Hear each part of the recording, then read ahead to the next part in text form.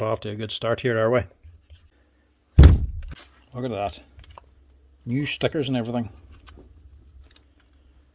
Right, this is fast becoming a disaster. This is a wee instafix, so we have to look at this one next. You need to fix straight away.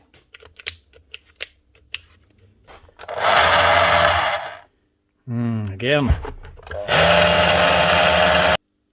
Where's the other needle? This sticks 2 needle bearings, not 1. Well folks, welcome back to another long tool repair video. We've got a couple of hammers on for repair, so this is going to be a hammer repairathon today. And we're starting off with this Bosch GSH11E. Not that old a look one, mind you. Well, 2017. It's not young, but it's not too old. What's wrong with her is the main thing.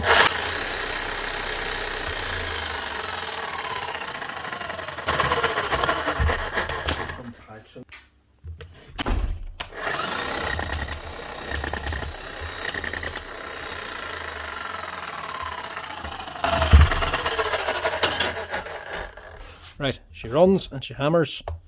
There's the problem there.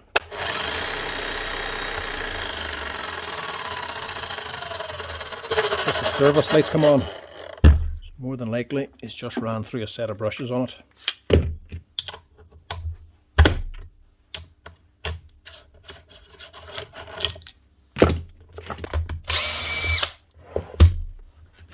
Still has the original bearing too.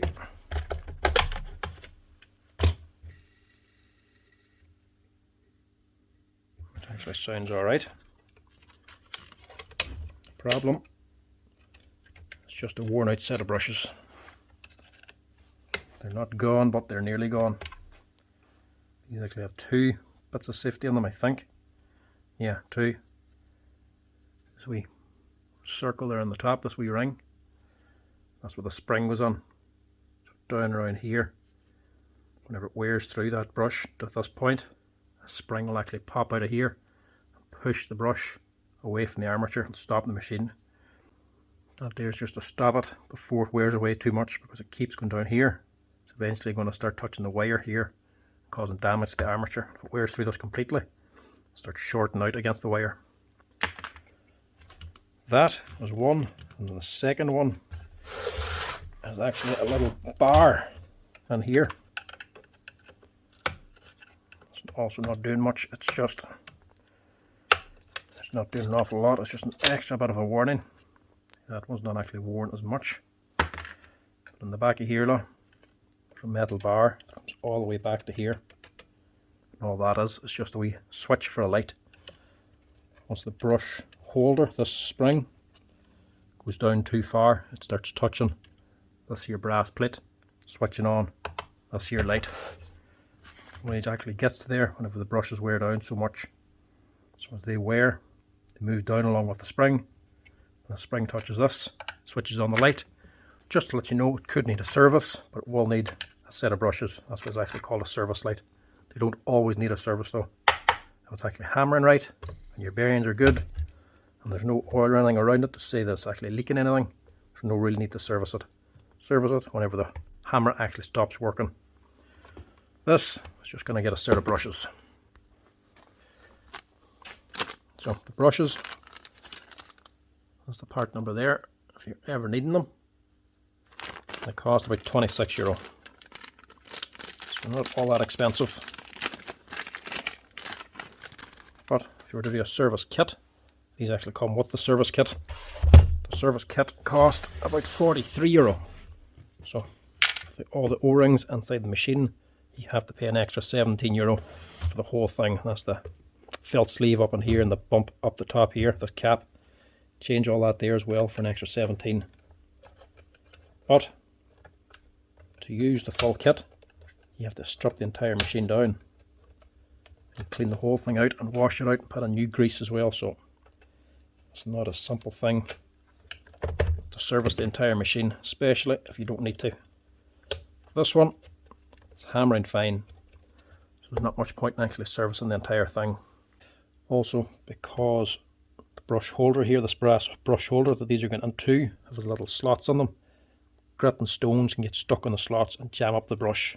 So whenever you put in the new ones, just give that armature a wiggle and make sure the brush moves.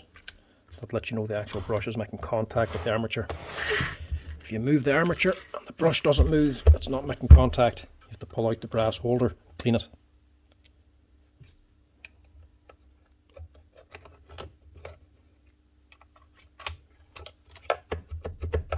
And that one's okay. Also, I'm just going to give this a wee quick blow out with the compressor to get rid of this dust.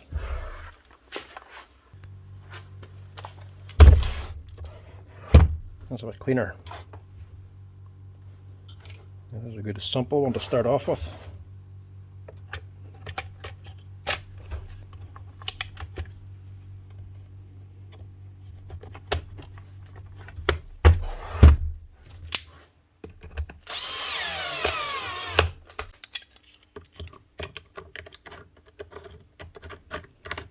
And as always, never run it without this here nut. The nut actually pulls the armature down into place. If you run it without, the armature is going to be too high up and start rubbing the fan on the air deflector, which would cause damage.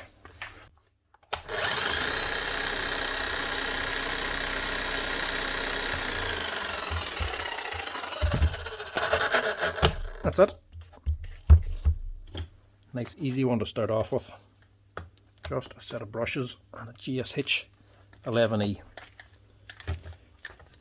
Let's see what's up next.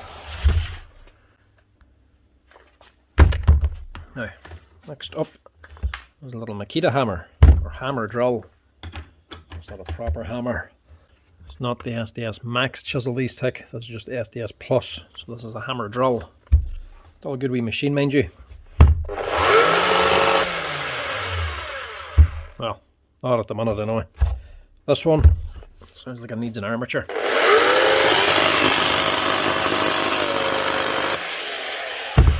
Yeah, sounds like it and it smells like it. Motor's burnt out of it. So these things, roughly around €300 or €400 to buy these. These are actually obsolete now. You don't get them new. So I got plenty of parts to fix them, mind you. She's from 2007. Put an armature and brushes onto this, you're looking at about €150. And if there's anything else wrong, like the field, you could be going up to about €200. And that's assuming everything's okay up here in the hammer section.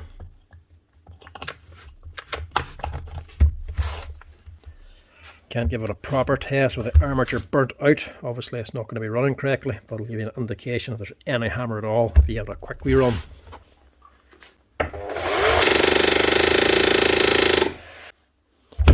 Yeah, actually it kind of sounds alright. It's running slow because the motor's burnt out. There's still plenty of hammer force coming through here. So a motor's what it needs. We'll have to see first if the customer even wants to fix it.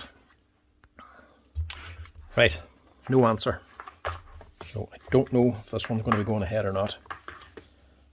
Either way, if it is going to be fixed, I don't have this armature in stock. It'll have to be ordered on, so this will have to be for another day if it's going to be fixed. And if he doesn't want to fix it, it's not going to be fixed at all. Now, next up is a wee Bosch hammer. This, I'm assuming, no change lever on top, so it's a GSH. Let's take it as a 5CE wee chipping hammer.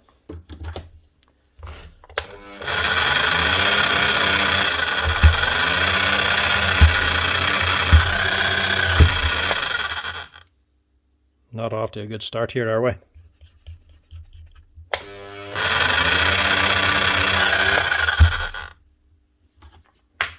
Sounds bad, and again, smells bad. That is an armature too, and quite badly gone too.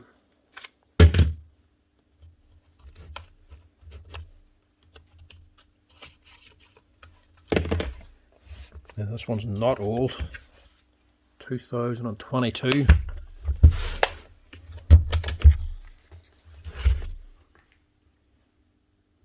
Oh, she's hot. So that motor's gone. Armature's burnt out of it. Just done a wee bit of work anyway. Brushes are about halfway worn through. Still a bit of meat left on them. But this is going to need a new armature. Potentially even a fail going by how hot that thing got. First of all, ring the customer because these armatures ain't cheap. Right, the armature, to replace that armature and brushes, you're into about 200 to 250 euro, depending if you need the field as well. This ain't cheap. And I was just starting to ring the customer when I hung up on him again, because one problem with these, sometimes they can destroy the gear, which can make it a wee bit more expensive. So I also just want to check this before I ring them.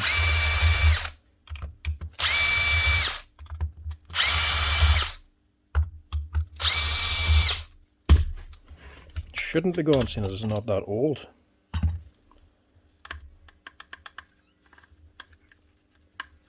This crank here, even though the teeth in the gear aren't gone, there's a little bit of play in there. I don't think it's the gears. It seems to be the crank itself. So I'd say maybe the needle bearings on the crank might need to be replaced as well. So altogether, change the brushes, the armature, and then needle bearings should be around 250 euro. We'll see what this boy wants to do. Right, he's going to come back to me, see if he wants to fix it. It's only about 2 years old, probably will get it fixed. He actually got this serviced only a year ago somewhere else, so it doesn't need a service on this thing. It only needs these here parts. So this should be worth fixing if he wants it fixed. But it ain't going to be fixed today.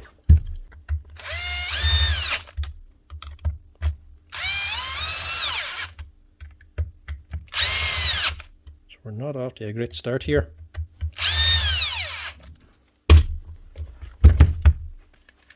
Sadly, that's just how the repairs go. Sometimes they're not worth fixing. Sometimes you just have to wait for the parts to come in. So we'll leave that for now until we get some word or some parts on. Now, next up is an old 36 volt Bosch hammer drill. Fair enough, it's not a Bosch hammer, but it's a hammer drill.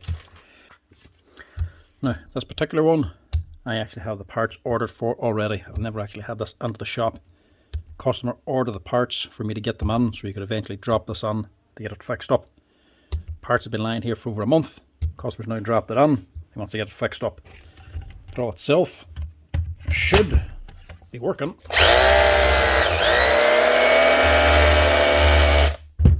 Problem is two things. One, the fit of the battery is very slack, and that is true with the body. As you can see, it is starting to wear out. And secondly, the battery contacts. As your battery goes on to, transfers the power from. As you can see in this, they've all been eaten away. Some of it, because this is a hammer drill, she's vibrating. She vibrates on the contacts, causing it to arc and eat away the actual contacts here. So they're worn away. So this plate needs to be replaced. I've always left this on for a new cover and a new retainer plate down here. And like I say, these have already been ordered, so they're in already. So that's what we're going to do now with this one. Change this here over. The drill itself is working fine. These, because they were such a good drill, wild powerful machine, and they did last a long time, as you can see. But eventually, through the years, the body did become slack. So that's from 2007. So that's 17 years of work done. And over that time, because the batteries are set in this plastic housing, the actual track of the battery starts wearing the housing and the batteries. Now, he has new batteries, even the new ones are still slack in this. So to get them tightened up, all you can do is replace the body.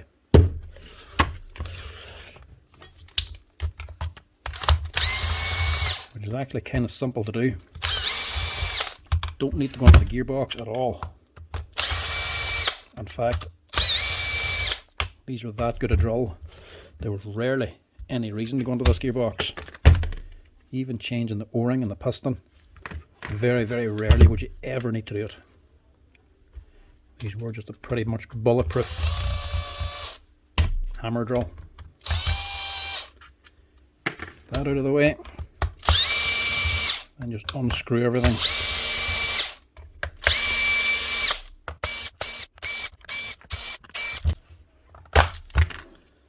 And it all just pops off. Comes off nice and easy. There's nothing that should be interfering. Now the badge, don't know if I can save that. Keep the nameplate. This actual lock, pretty sure it's replaced with the kit as well. Pull all this out.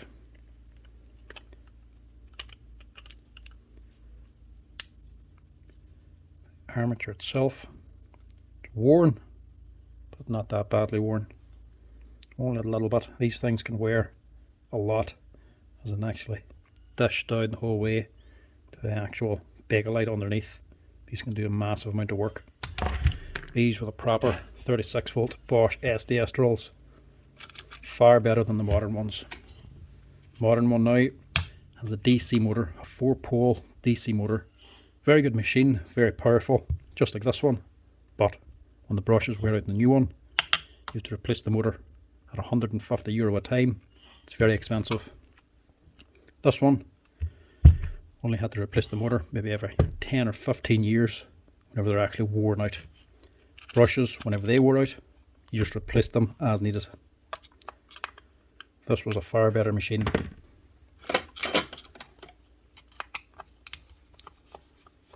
A few screws to hold on the holder.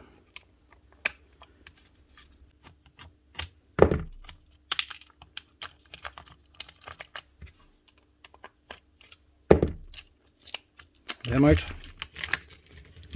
And pull out this whole wiring loom and these little inserts as well. Get that out. I think that's it. Again, don't know if we'll save the badge or not. We'll try, take it off. Otherwise I might have new ones there. We'll have to just see. That's the old clamshell. Get rid of that. First up, you want to replace this. This actual battery retainer. This is just a straight swap. But we need to use a soldering iron to solder on the new one. So first we'll just give us a wee quick blowout with the compressor just to clean it. Now this is probably the most difficult thing about this repair. Just replacing this retainer. All you have is 3 wires you're changing over. But they can just be a little bit awkward to get off. Take them one at a time, you shouldn't have a problem.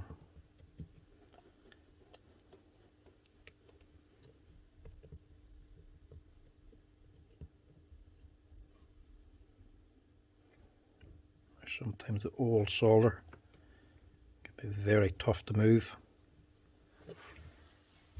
Sometimes helps to put on fresh stuff over the top to dilute the old stuff so it has a lower melting point.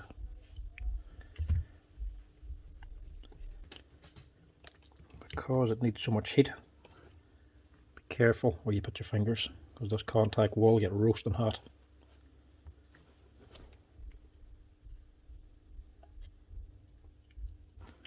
Just tidy that up and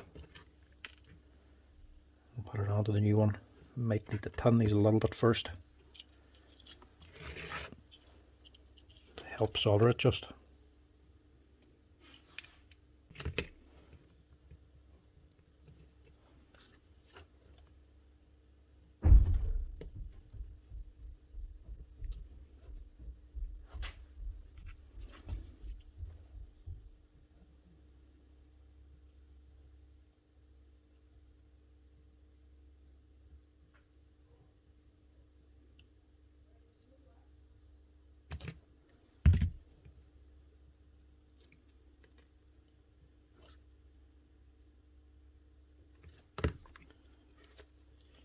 one.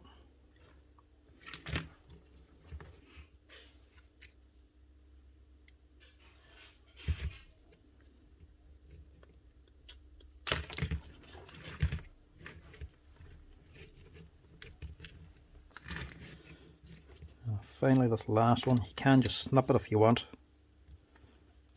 and resolder it on. Sometimes it doesn't come out that easily.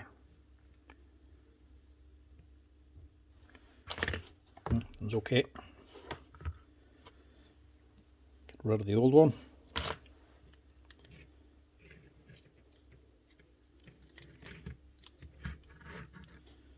And just finish off the new.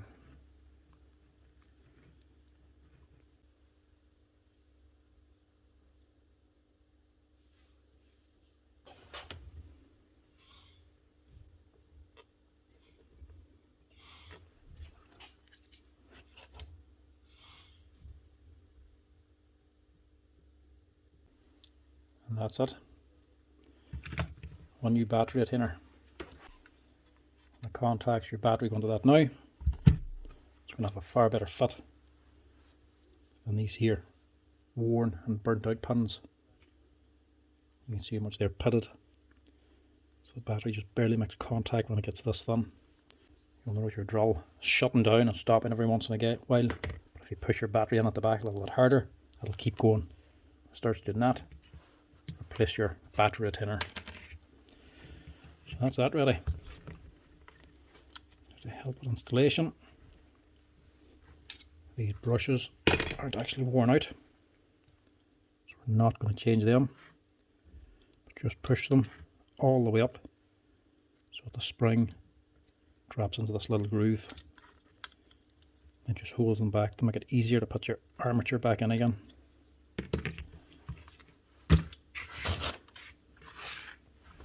Now, that's the main piece.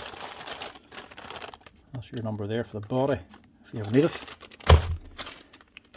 And that's the number for the battery retainer if you ever need it.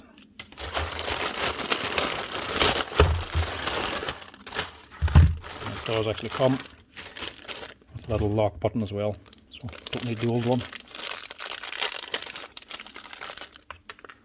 That and the spring.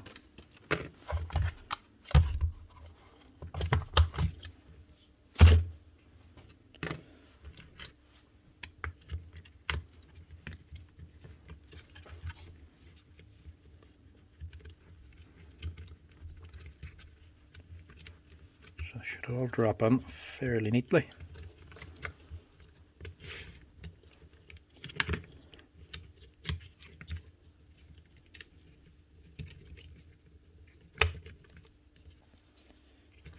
And your changeover switch drops in along with the switch itself.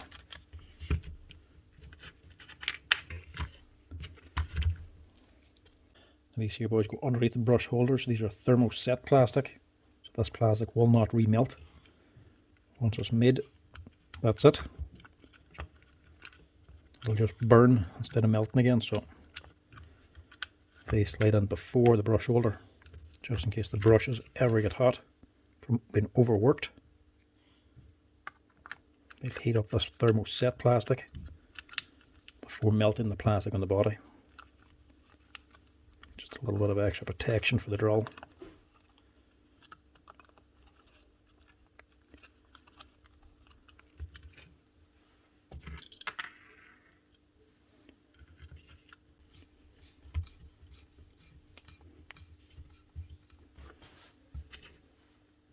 And your lock button for holding on your battery.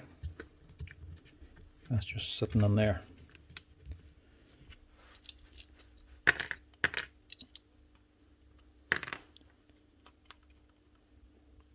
That bearing's a wee bit loose as well.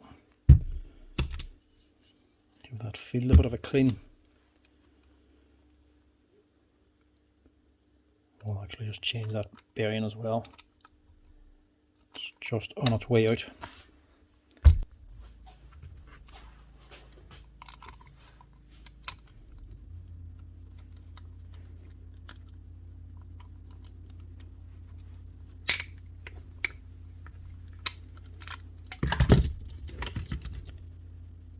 just a 608 bearing.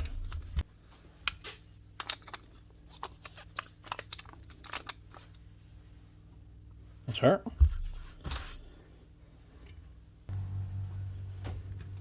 Now these here plastic pieces on the end, they actually locate the field and they're position sensitive. You can't put them on wrong. You have to be on the right orientation for them to go onto the field. This is to keep the field in the right position, to keep the motor running correctly. So it has to go on the right way around. So same thing as putting this on. This end has two wee notches. It fits into the body. This side's the big one. So the big one has to face up. Drop it on the right way around. And drop the whole thing in. That's it.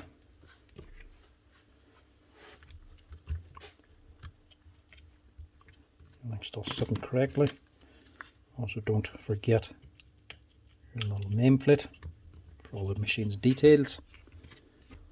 And the last thing is just re-engage the brushes. Just lift up your spring and push the brush in.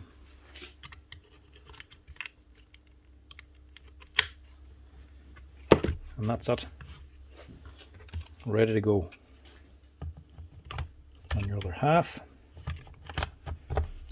screw it all back down. Just make sure this retainer spring is in the right place.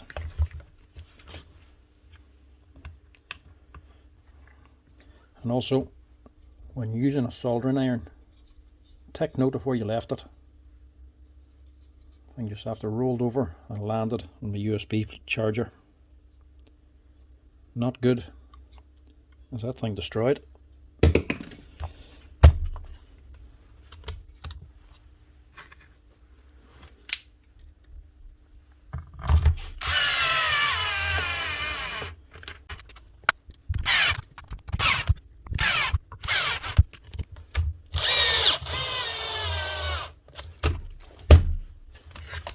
Now,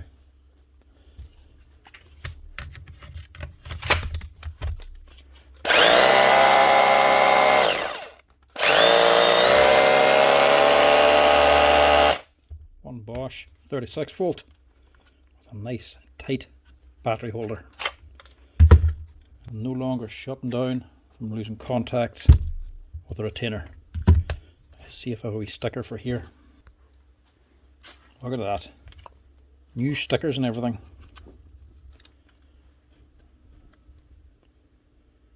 This is really not essential, but it finishes it off so well.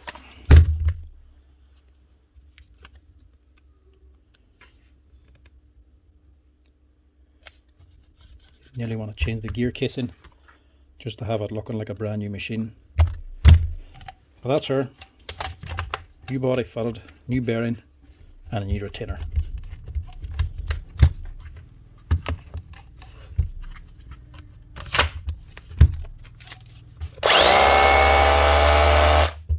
That's her.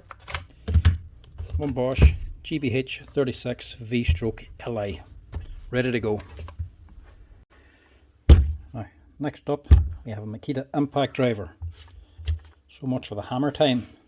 There's a wee instafix, so we have to look at this one next. A DTD153. Customer bought this a few months ago and she stopped. You need to fix straight away, which could be a problem. It's actually not working at all. Not even a light on it. In other words, that could be a controller. More than likely it's a controller. But before we go into there, we'll just check the switch. Just in case, because it will have a switch for it. I don't think it would have a controller. And if I have to order one, he's going to have to wait.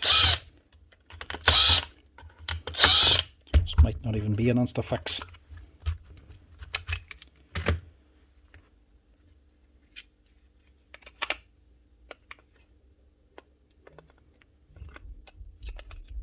Nothing looks damaged.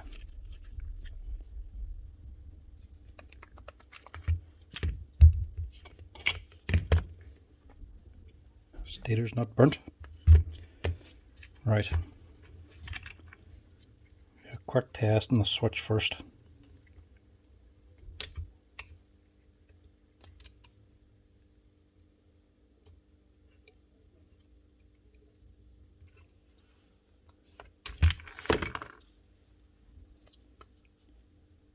Zero 00056. See if I have one of them. These brushless switches are all generally fairly similar. So these be impactors, smaller spade connectors, and they're actually angled as well. Bigger drills will actually just have straight connectors. Now all I want to see is if the light comes on.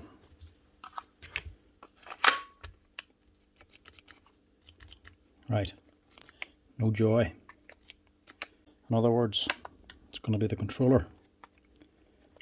If the light's not coming on when you pull the switch, generally it's a controller. If the light comes on, still doesn't do anything, it could be your switch, or it could be something wrong with the stator, but the LED should still come on. So this is going to need a new controller.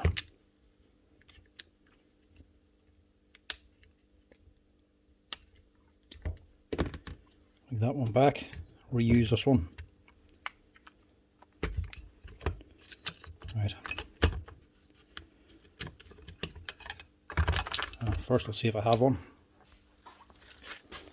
Luckily enough for this man, I do actually have one.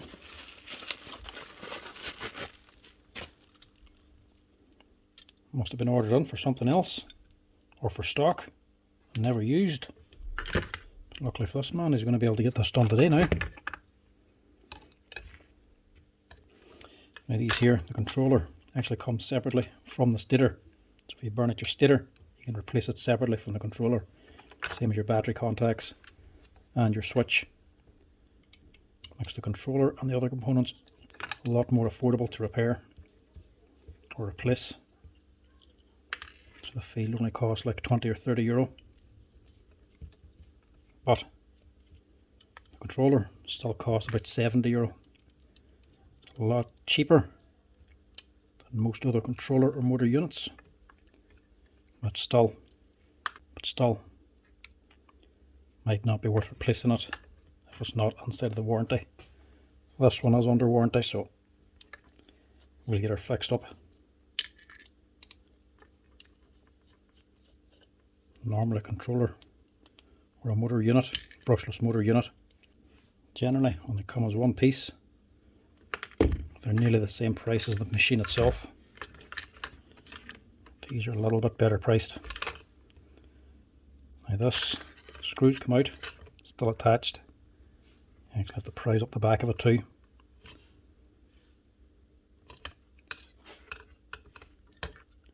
Take that off. The contacts are up this side of the stator. And then here's again. Need this retainer as well.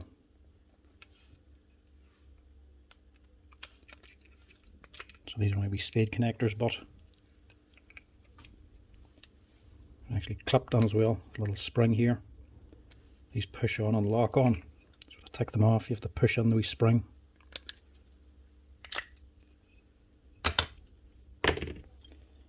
That's the controller.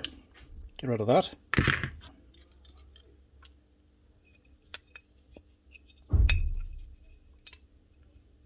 Black's negative. The yellow goes in the middle. And red positive, obviously.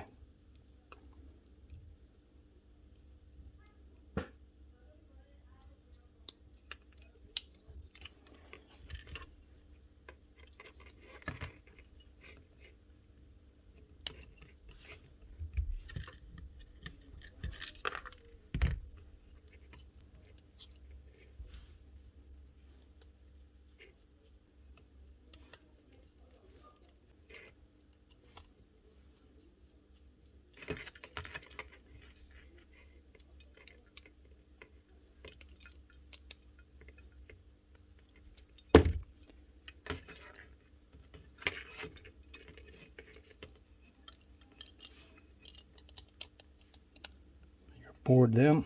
This just has the wee Hall effect sensors on the back, so the actual motor knows exactly what position the armature's at.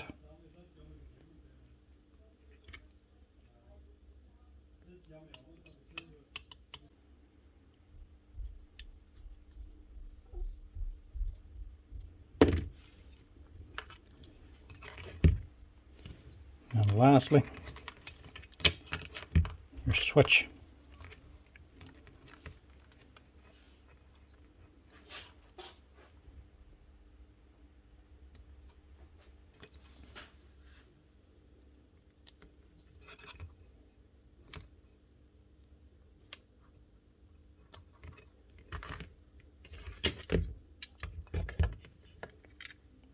Just drop everything back in then, starting with a little LED.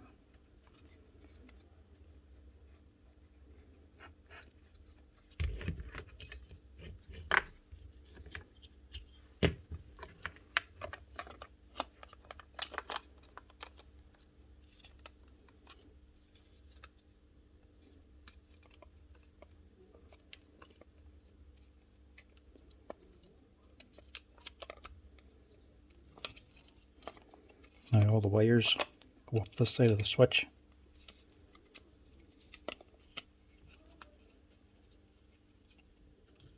Try to get the finer ones on first.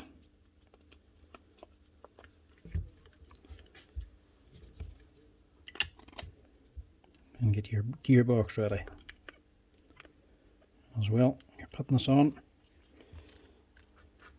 Make sure you test it. See, that's wobbling. You can actually put this on off center.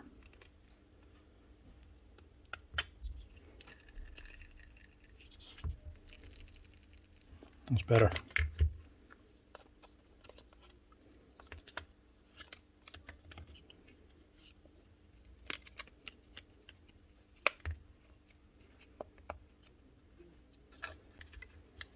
Tuck all your wires down. Make sure none of the fine ones are getting caught.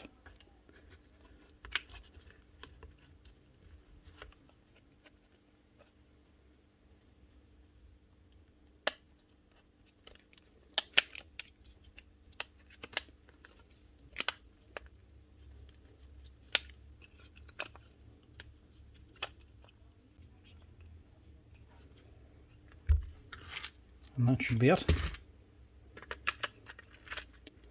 One new controller on a Makita impact driver DTD 153. And as always, make sure the body's sitting down right before you screw it together. Shouldn't be any big gaps.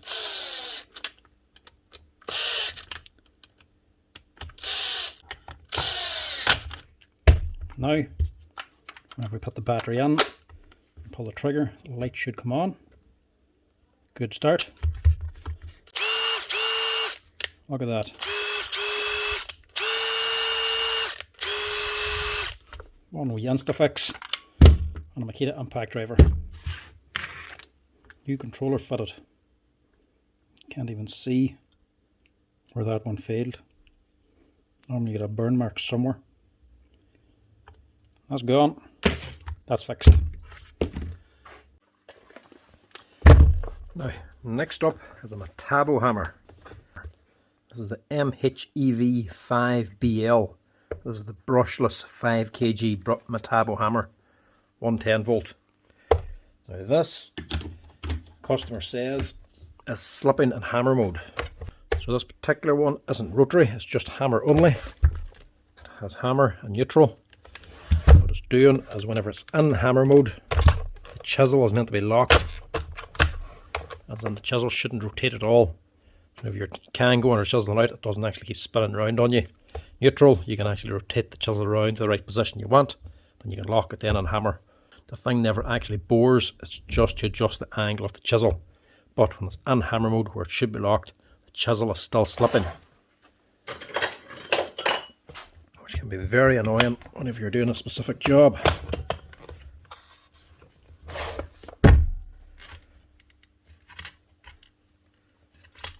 Like actually has more problems. It's not even got onto the neutral. It's in chisel mode, but the chisel's just spinning. Now, I have done a full video on this before, full stripped out on how to fix it, but I have that uploaded to members only. So this will be another one now, how to actually just fix this chisel problem.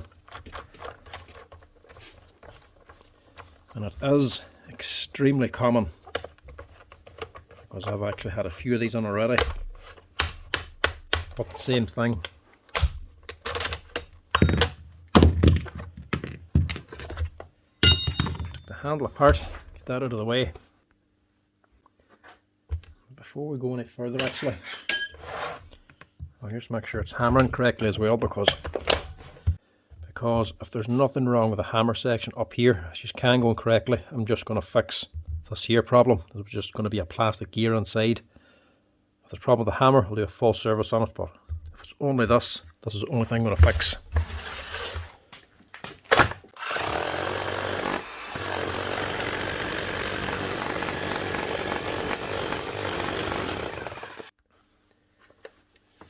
Alright, perfect. That's hammering perfectly. Actually hammering like brand new, still lifting itself off as well, so plenty of power out of the hammer. So this is only going to be this front section.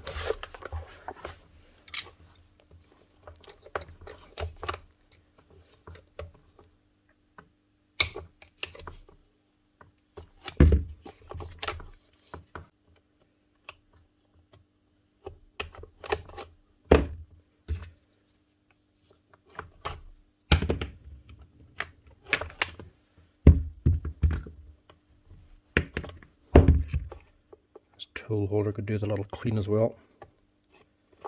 She's well gummed up.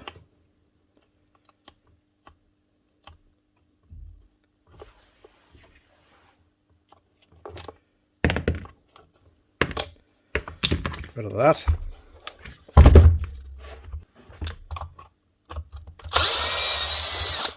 One bolt on here. Take that front nose off. Looks like we have a seal problem as well. Maybe not. It might just be the tool holder grease. This is out of a higher shop, so they've probably been topping up the grease on here. It eventually starts leaking back into here.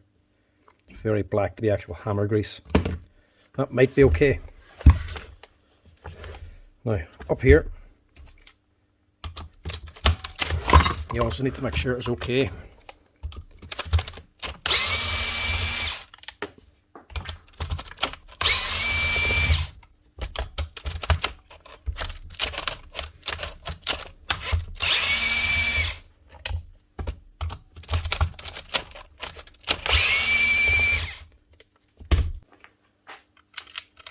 This is where the selector goes in. So take off that cover.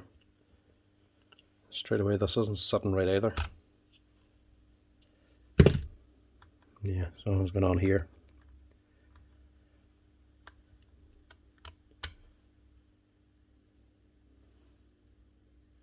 I don't know if that's bent or what. It's hammering well, but that grease is well dried up. So we might have to wash this out actually.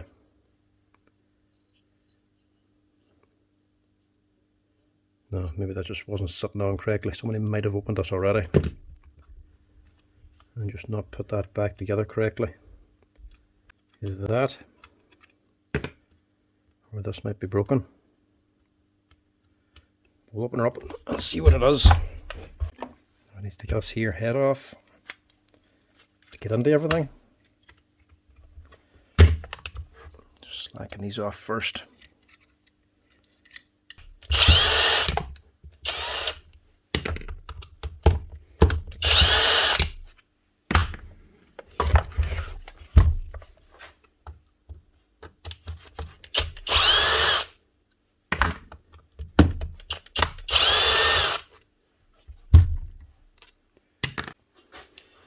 So on here's the problem.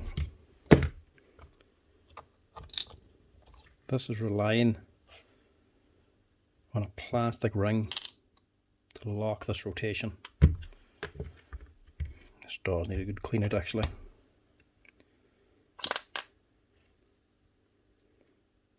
Yeah, give this a whole clean.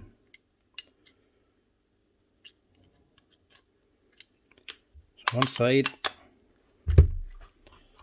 Now do take note, if you don't want to strip all this down, you just want to fix the rotation problem, don't be taking all of this off. Leave this top on and the gear change.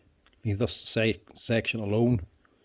Just take off this tool front and leave the hammer pipe in place. Once you pull that out, you're going to have to take all this off to get the piston lined up again. But if you leave all this together and leave this hammer pipe in, you can just replace this ring on its own. But this one, I do think there's something else wrong with the wee pickle fork selector, so I have to go on this deep. All you have to do to fix the rotation problem is just replace the plastic ring, and that is just sitting in here. So like I said, leave the hammer pipe and pull the spring. That will normally catch on this here. This is your selector ring. So this is what's actually going forward and back to lock your chisel rotation. If you look down here, this is where it's actually locking in. Them teeth, wee square teeth, they're all worn out. So they should be coming all the way up to here, but now they're halfway worn out. So this, when engaged, is just slipping and not holding anything. I'll wash it out to give you a better look. This is your locking sleeve. This here actually locks into the aluminium body inside this gear housing. These here big teeth on the outside lock it in, so this is stationary and it does not rotate. Inside then there's another metal gear that this actual pickle fork pushes back and forth. Whenever it goes forward, it's locked onto the chisel, the tool holder. That's locked together. So whenever it's back, it's not engaged and it can rotate, but when you put the lever forward, that gear comes forward and locks in to these inside teeth here. And as you can see, they're all worn away. So it's only relying on this plastic gear to lock the chisel. So if you're using this machine and you have a chisel on it and you're using it for prying up stuff, like if you're using a 2 or a 3-inch wide chisel, and you're actually taking off bricks or blocks and you're using it to pry, you're eventually going to start stripping this thing out. Now, if you are using it to pry and you just strip it out that way, replacing it, not a problem. Do like I said, just go this far, pull this out, put in a new one, and that should cure the problem. But these can also wear out just from use. So after a couple of years of use, they can just wear out, which it does look like this one has done quite a lot of work. So I'd say this one's actually just worn out instead of being damaged. Problem is, if they wear out, they can also damage the wee pickle fork, the wee selector fork inside. So the question is, what other little surprise has this got for us on the inside? So that's your hammer pipe. On top is your piston.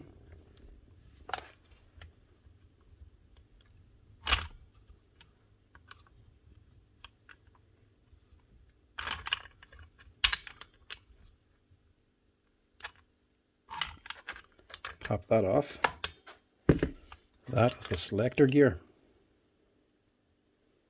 Piston looks okay.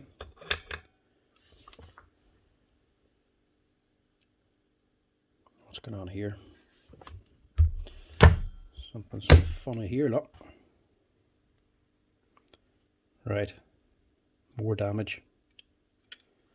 So this is the main problem.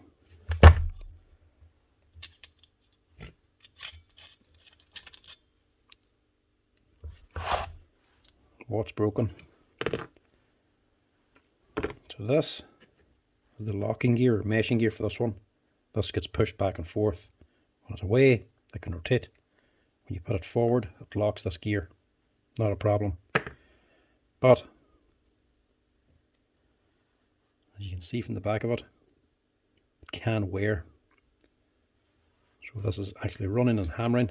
This is getting vibrations because this is running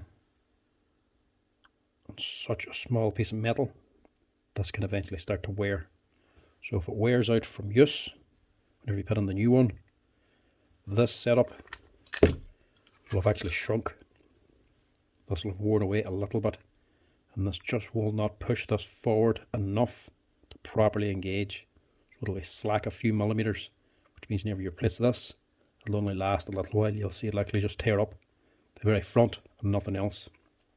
If it does that, you also have to replace this here little fork, which I would say I might have to do. Or if you don't want to wait in parts, you just want to get it up and running, you can take this out, put an O-ring onto it. If you put a fat enough O-ring on, it'll act as a cushion, push this gear forward a little bit more, allowing it to get more traction and lock in better. But this particular one has done damage. This is just hammer only. This here part is just a blank bevel gear that drives the rotation. So if this was a boring hammer, this would have teeth, and there'd be a clutch in here as well, and this would actually be driving the rotation. But this one's not a boring, so this here is just blank. It's just filling up the void inside. But it's sitting inside the steel bush.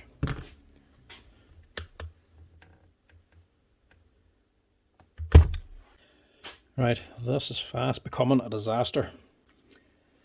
That bush is not available on its own. You have to replace the entire aluminium gearbox, this whole head. And that is not cheap. That's costing over €100 just for that there. So this repair's already gone into around a €200 repair.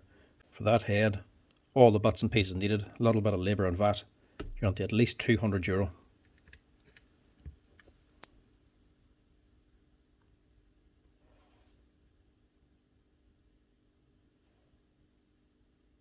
No, that's the outside of the ring. Right, I don't think this is going to be worth replacing this here head. This is just bad play from Metabo, to be honest. Bad enough that this gear keeps wearing out and it keeps making this problem.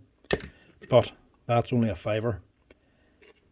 But to have the steel bush that this bevel gear runs on, it's just a bit of a disaster, to be honest.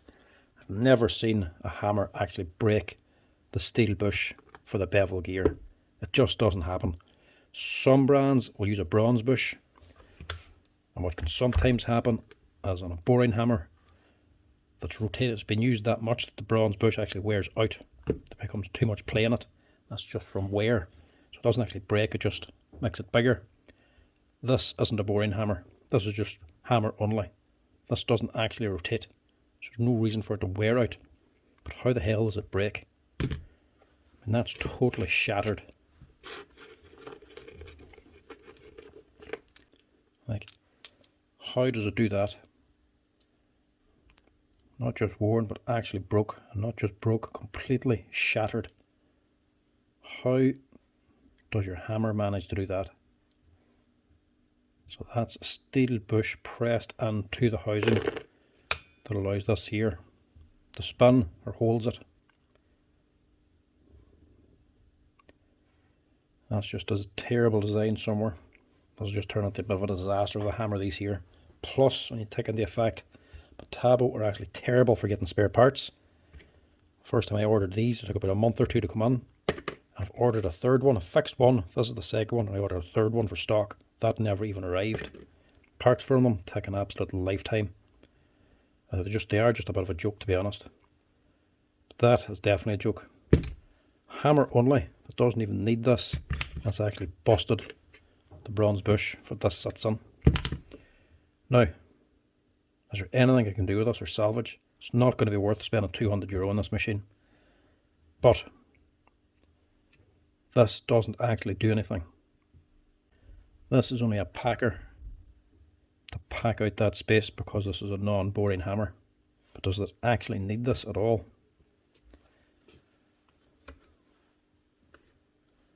So that's in.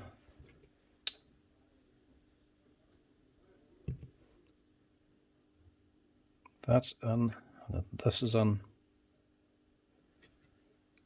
then that is fitting onto this. and this is allowed to move. So the question is, do I need this?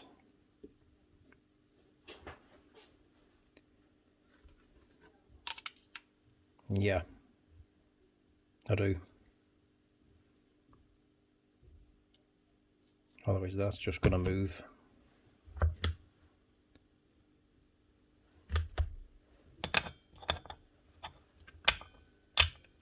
It doesn't matter if it moves.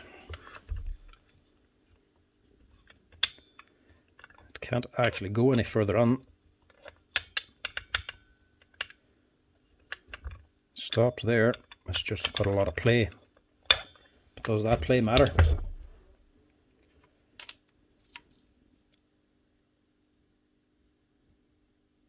Because at the end of the day, this is going to be supported by this hammer pipe, which is all going to be attached onto this, and it's just going in and out. It's not going to be rotating.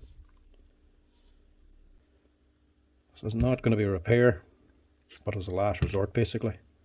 This is gone, so this gear is going to be sitting on further. So this whole hammer pipe will be further back, which means even if I replace this, there's going to be too much play. It'll never engage this again.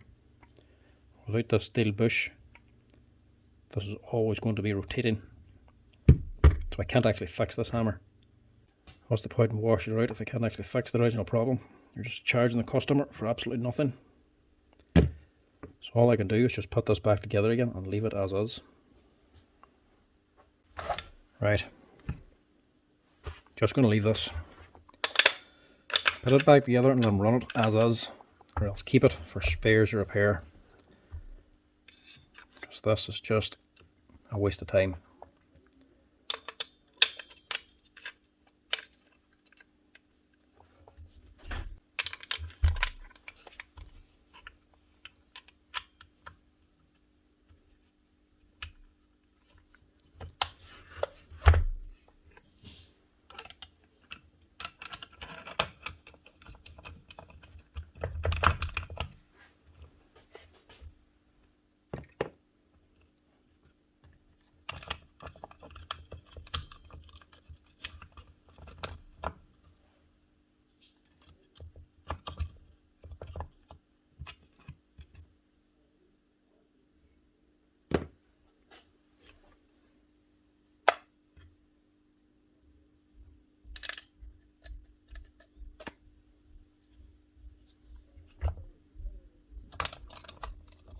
What a disaster.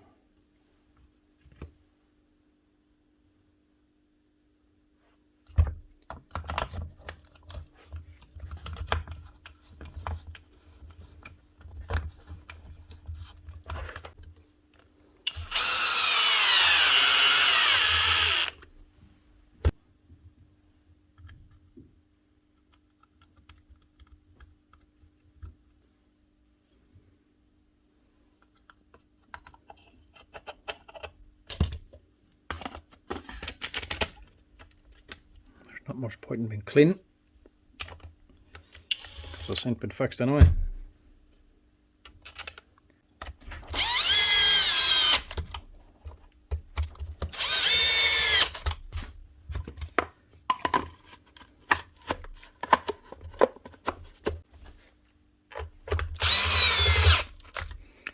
It's not nice rebuilding a hammer in this kind of state. What else can you do? Do some work to it, but you're just charging money for no benefit. Now, there's going to be metal pieces still inside of this as well, so this ain't going to last either. But the money does to fix it for no benefit. What's the real point in it?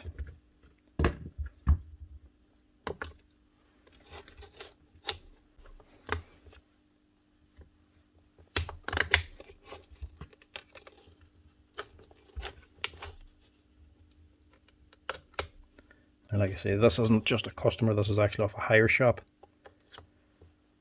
If it was a customer, maybe they'd want to spend that kind of money, but a hire shop won't.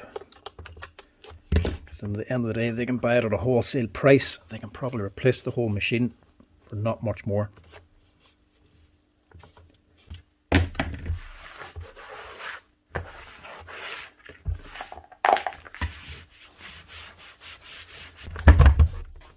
For the way a hire shop will look at that, a €200 repair from me is going to cost too much.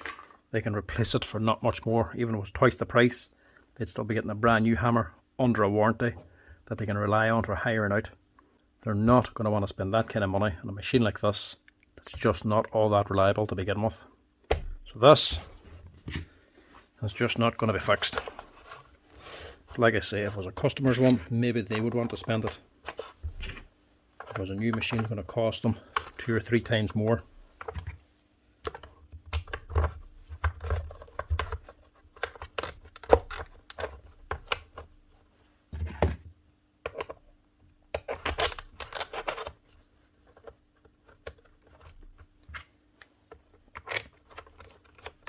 That's her rebuilt.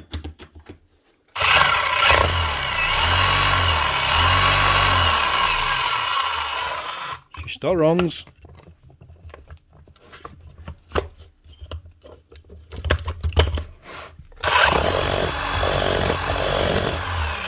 And it still hammers.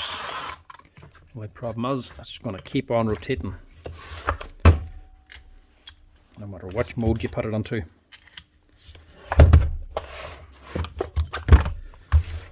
Good enough for a hire shop for spares, because they might have several of these machines. It still has a good enough motor if they ever wanted to make one out of 2, or if they have another machine that's broken and they want to take them parts out, they can swap them over there. They're still not without options, but for 200 it's not going to be worth it for them. If it was your own hammer, you could do the same thing, just take out the broken parts of that steel bush and it is still going to run and hammer. You're just not going to have the rotation mode. But if it is your own, you would want to clean out all the bits, because if you left inside, if there's any metal debris, she's going to destroy the O-rings anyway, so you're going to lose the hammer after a while. This one, if it was going to be continued to be used, I would have cleaned it out and put new grease on at least to keep it running right, but they're not going to be hiring this out with a chisel spinning like that there anyway. So this is going to be left, either dumped or left for spare parts if they want to make one machine out of 2. So that Metabo is just not going to be fixed. Now, this one's looking a little bit more promising. Another GSH11E hammer. Bosch. Same as the first. Only this one. Yeah, still only a 2013 machine. It's only 10 years old. What's this doing?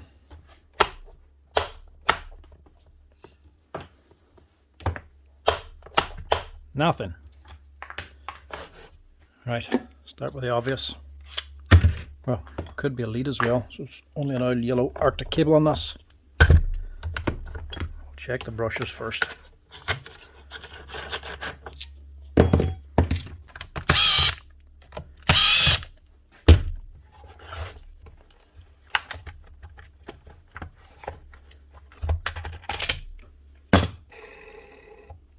Big bearing anyway.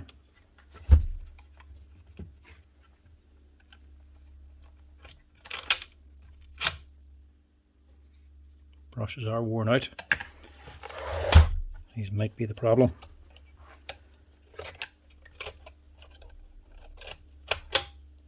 Yep. Brushes. Right, this man says it needs a service. Just the box says it needs a service. I don't know if it does or not.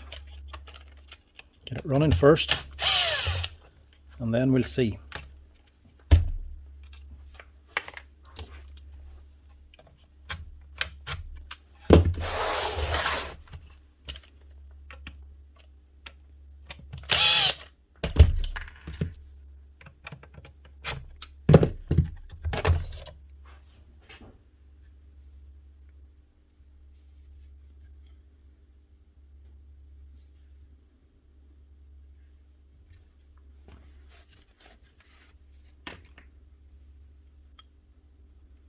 Want to check for wear just here. And there's a little bit there.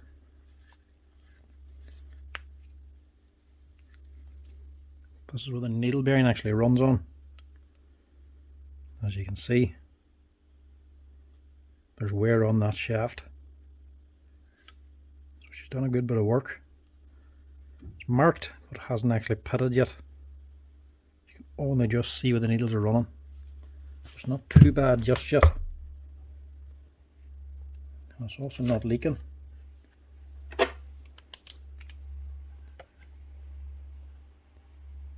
Right.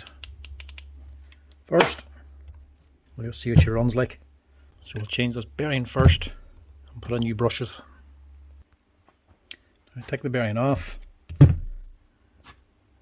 I just have another one of these bottom nuts with a hole drilled through the middle and tapped to take a bolt. So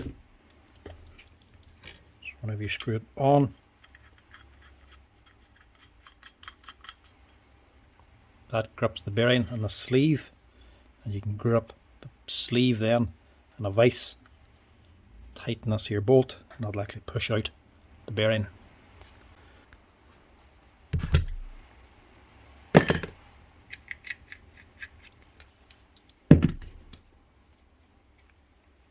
And inside there should be a little O-ring. Prise that out, knock out the bearing and just replace it.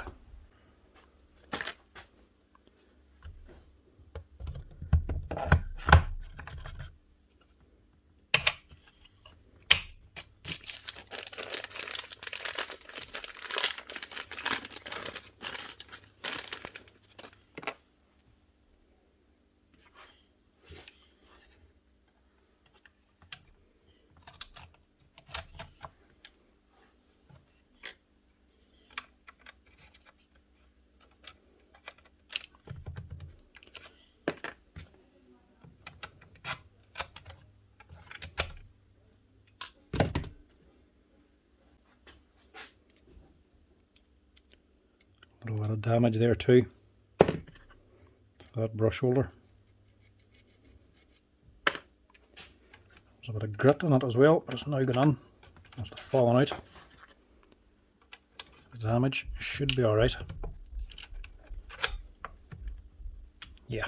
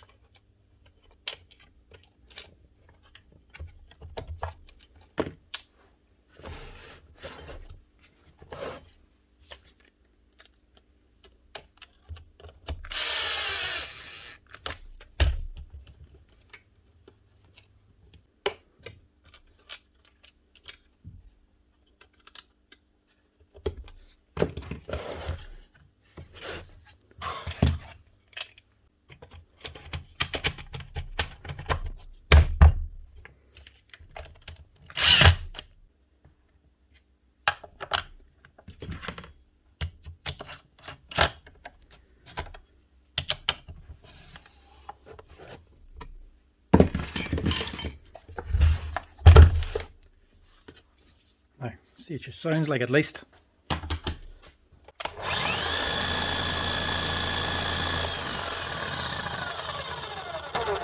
It doesn't sound too bad.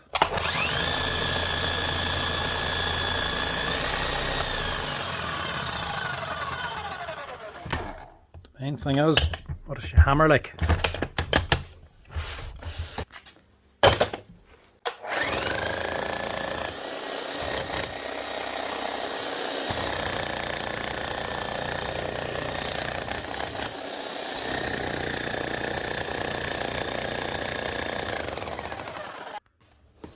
Okay, that's actually not bad. Thought that was going to sound a lot worse than what it does.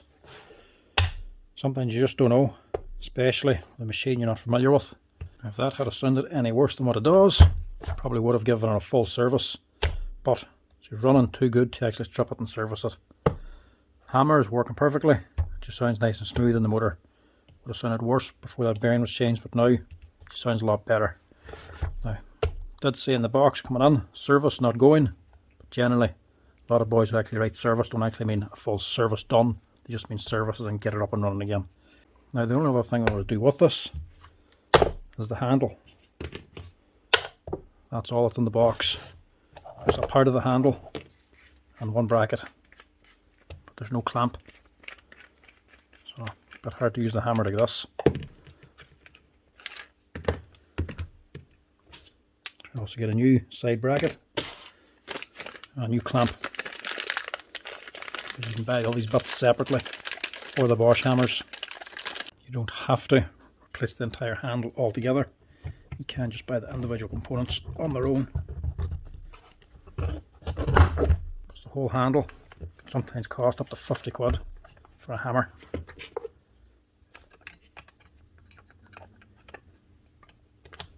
This keeps the cost down when you only need one or two pieces. And when you're using one of these all day, you really want a side handle.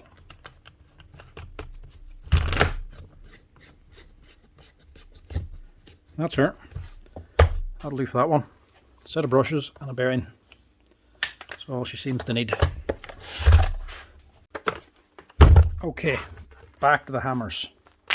This time's another Makita. Wee small chipping hammer again.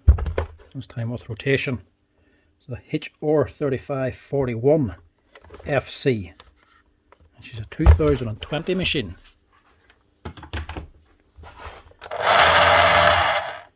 Again, not good, but then not uncommon as well. These here particular drills are actually, I think, SDS Plus drill, but then Makita modified the head to take an SDS Max. So boys actually like these for boring, for the likes of dry lining or pumping cavities full of insulation and stuff like that there. Anything where you're drilling a 25 to a 35mm hole all day long basically. So they work out a bit light as a hammer, but a very good rotary hammer. So if you're drilling holes in a wall all day long, very good for that, simply because they're nice and light. They do have a tendency to burn out the motor because they're so small, and really they should be more suited to an SDS Plus chisel up here instead of an SDS Max. But because it's such a common thing, the motor's actually not all that expensive to replace. Makita have the price put down, so it's worth actually repairing it. And you would imagine because it's a common thing to burn out, they wouldn't be very popular. Not the case. These here are one of the most popular Makita hammers there is, simply for boys doing dry line insulation or something like that there, or pumping cavities. This is what they generally go for because it's a lot easier to be sitting holding this all day drilling holes than going for a bigger hammer. This is just a lot more comfortable in the long run. If you have to replace the armature every few years, boys seem to be willing to do it. I guess this is an armature, going by the sounds of it anyway.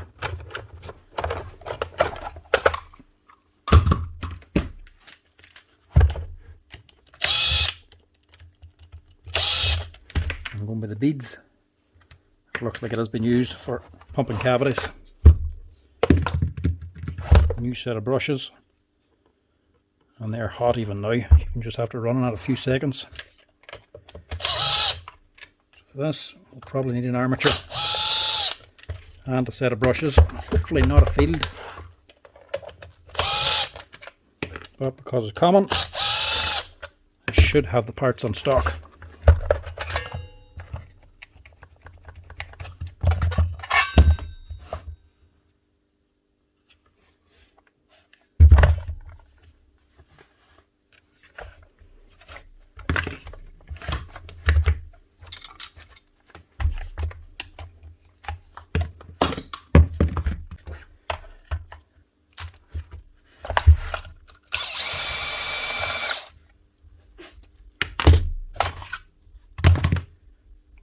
Dampers as well, make it even more comfortable to use. It sticks out the vibration out of the hammer when you're using it.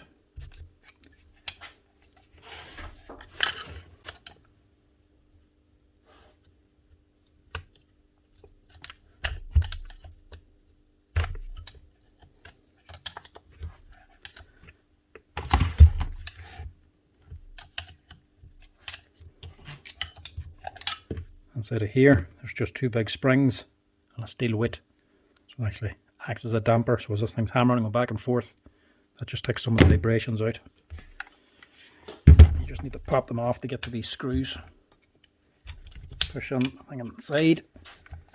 The actual wee pin is actually hooked onto the spring inside. So you push it on, up, you can just knock it out of the way. And you can just straighten it down later, and it'll pop back in.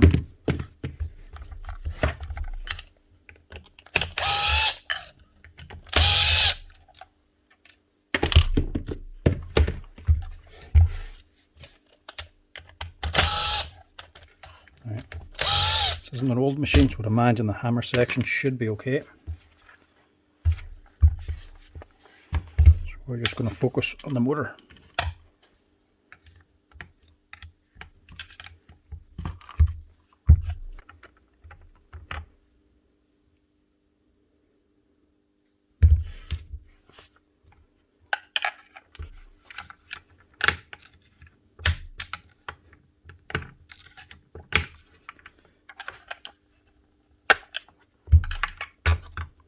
That up. It's fairly black inside. Shouldn't really matter, but as a sign, has done quite a bit of work.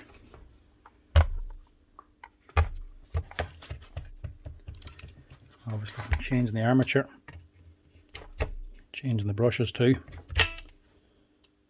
They're not old, but we still have to change them.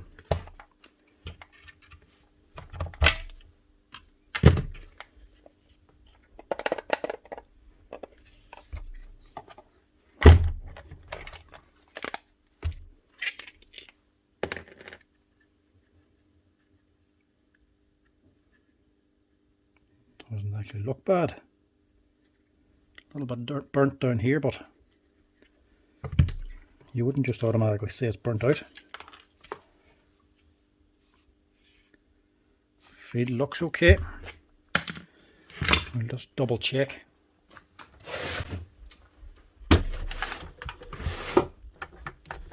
Get our growly out.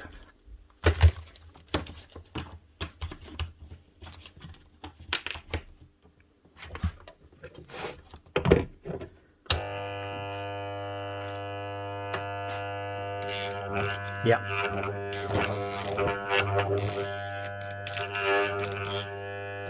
Completely gone. In case you don't know, this here is actually a growler, an armature tester. There's actually 4 testing armatures. Basically, it's like half a transformer. It has a steel core with copper windings around it, which is hooked up to the power, which energizes this here steel core. So this acts like a primary. When you put an armature on it, it acts like the secondary. So it's trying to energize the core on this here armature.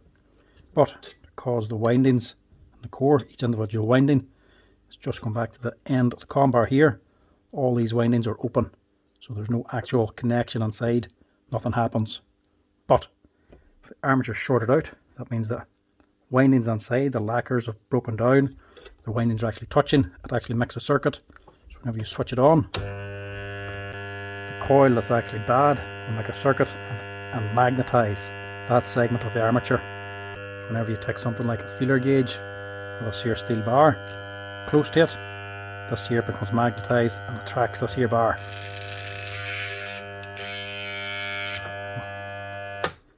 What's very cool about it is that vibration that it's causing on this here little gauge is the actual frequency of your power.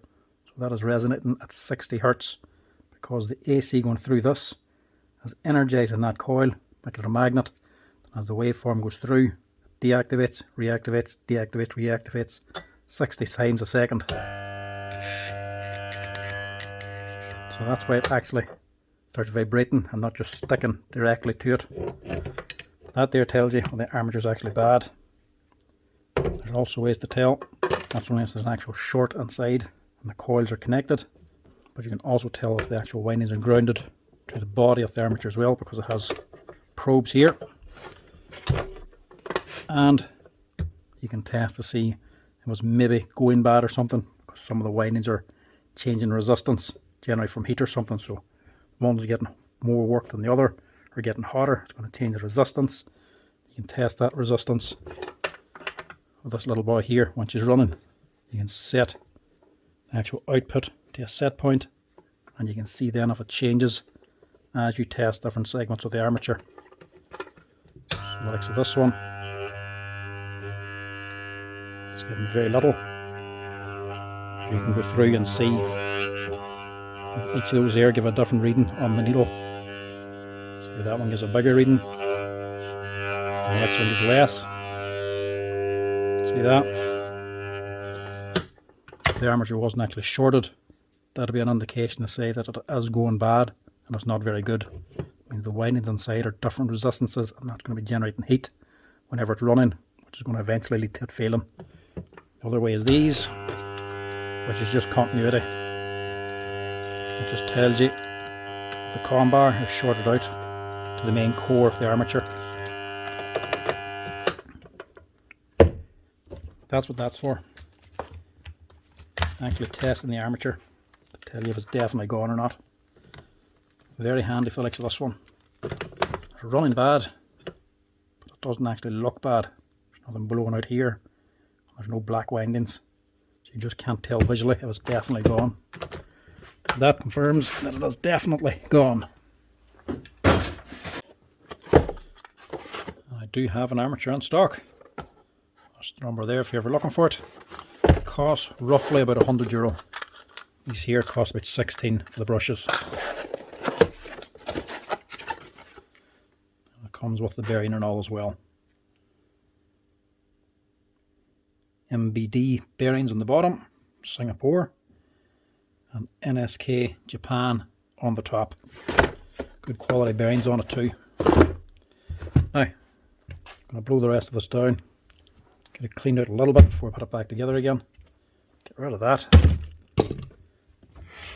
I think generally when I was changing an armature like this, it would just be the armature and brushes, but that there's fairly black. So we'll actually just wash this out as well. Maybe change the O-rings and the piston and striker too, just in case.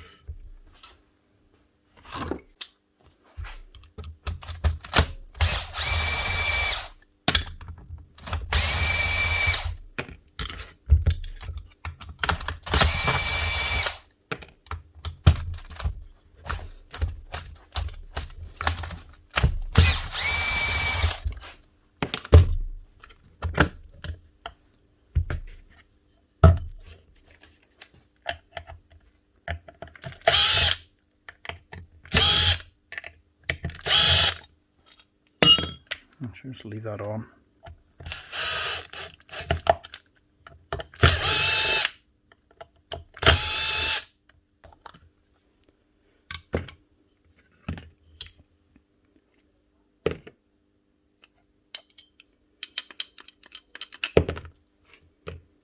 That all out. Wash all this out. Clean all this down.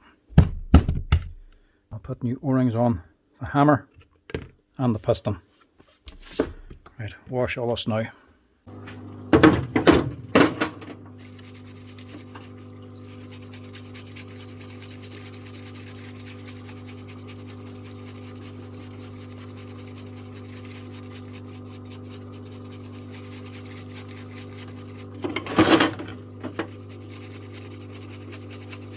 It's a pleasure to actually clean stuff.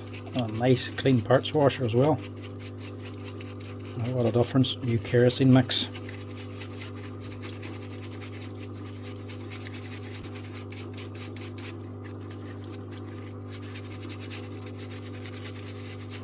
People are saying in the comments about gloves. You should always be wearing gloves when using this stuff. Generally I do. So I put them on now so to show you I do use them. Generally when I'm making a video, can't use the camera controls with gloves on, so I just leave them off. Majority of the time when I'm using the parts washer, I always actually put on gloves. These good, heavy, thick, rubberized ones.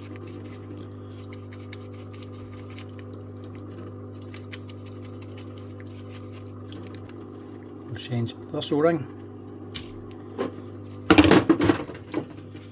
And also this one.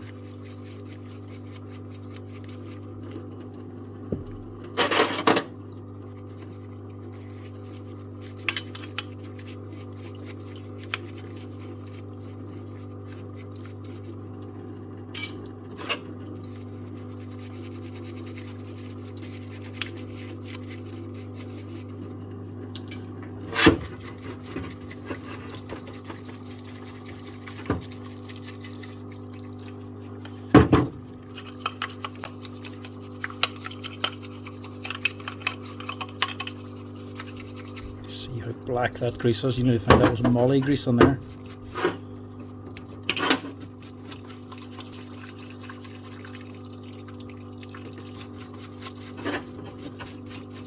That is actual Makita grease. It's just well used up and burnt out now. So it needs a good wash and a clean out. Fresh stuff put on.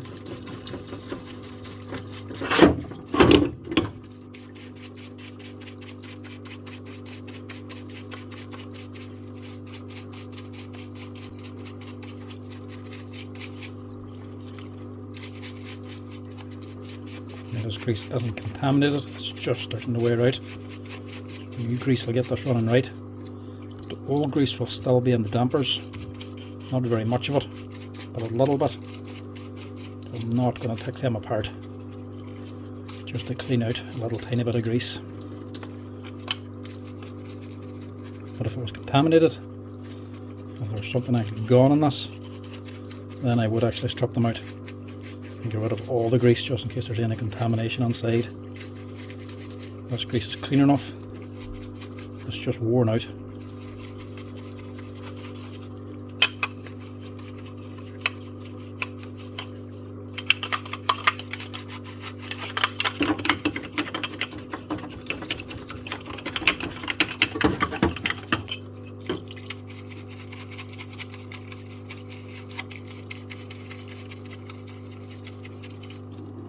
Everything else on this looks fine, as you would expect from a 2020 Makita hammer.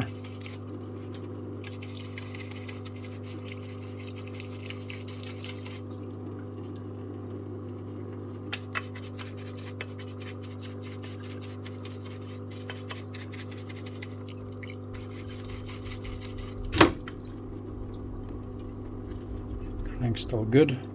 Again, good NSK bearing up in there. Japanese NSK as well.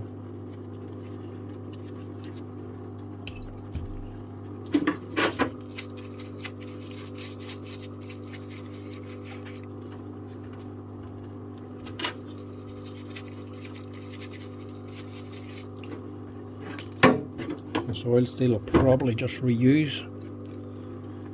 Just put a little bit of extra gasket seal on it as well.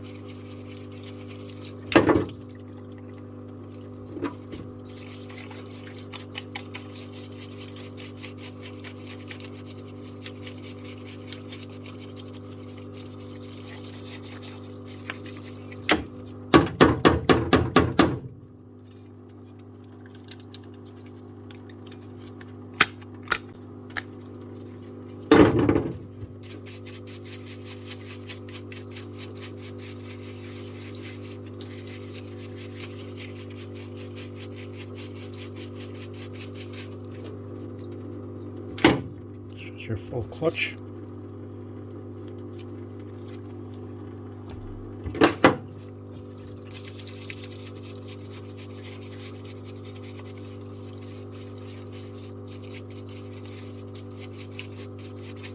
Your lower gear case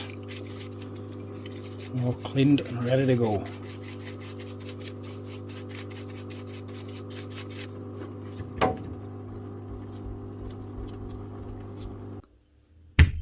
Now, that's it all cleaned out.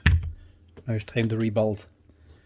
Rebuilding it, the grease, you can use Makita grease.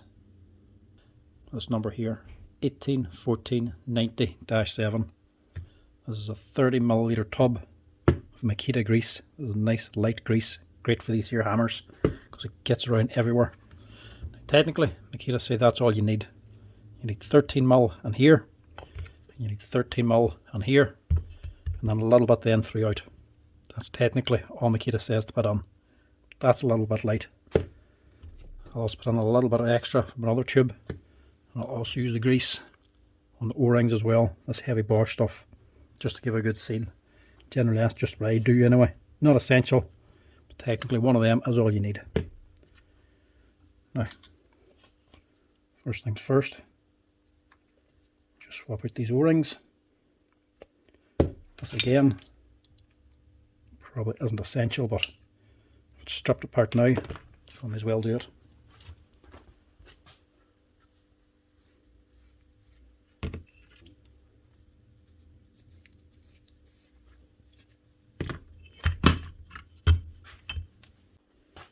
gone this far, it'd be silly not to replace them. Changing these O-rings just guarantees the hammer's got correct compression. You'll have a good strong hammer whenever you get it rebuilt. A bit of a pain to clean all this out, change the motor, rebuild everything, and then find the hammer very weak whenever you switch it on.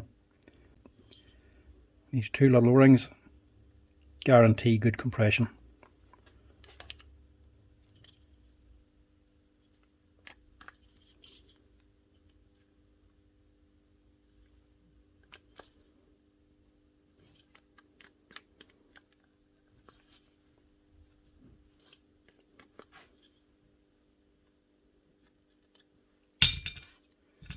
Get a bit of grease on that. But in that needle bearing around that seal, just a bit heavier stuff.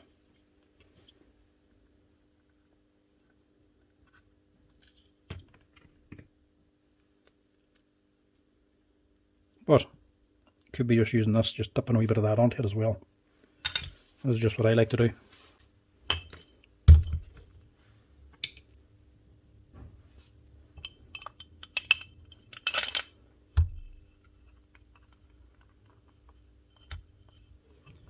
Drop your piston in.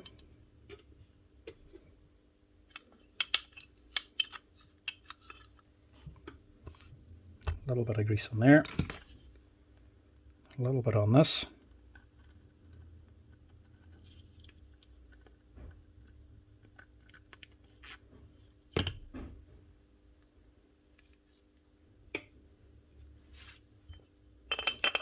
Slide that down on.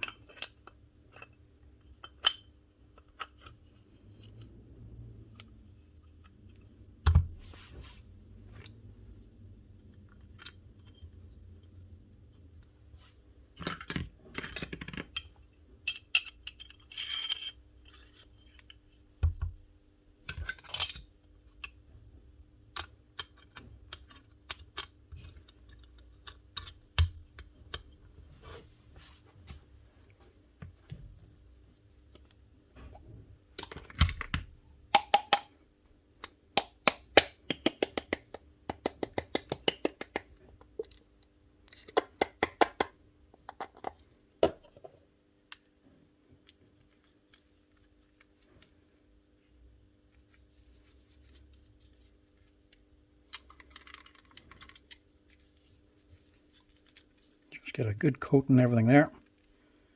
That's ready to go. Again, leave it on here. And on the downside of these little Makita tubs of grease, it's very hard to get everything out of it. So what I always do is just cut the top off so you can get out everything. Plus then you can keep the wee tub for holding parts and boxes.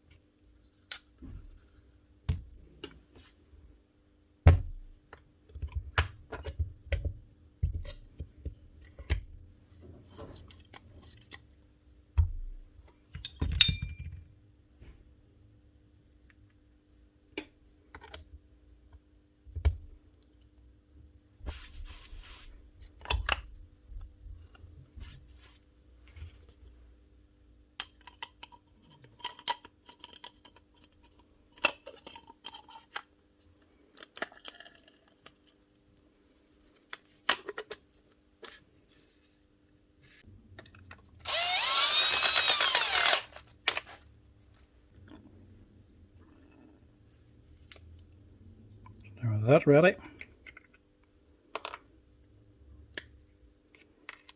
just put around 13mm into there.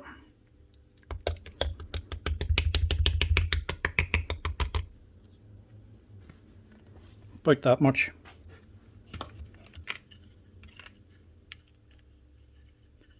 Make sure you get your seal on your top cover. Drop that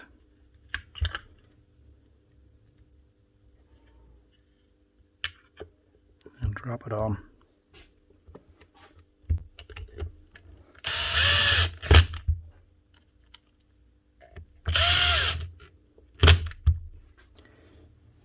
Now this seal here, generally it will start to leak at some stage, so I always put a little bit of gasket seal on first before the seal. It just guarantees then it will not leak.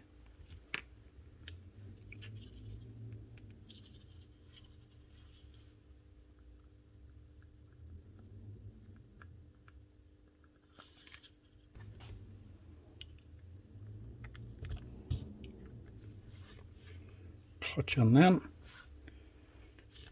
Now the remainder of 30mm. Another 13 is meant to go into this.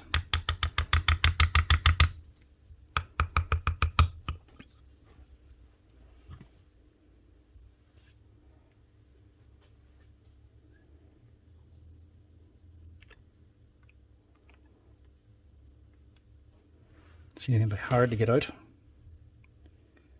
Good clean paintbrush normally helps.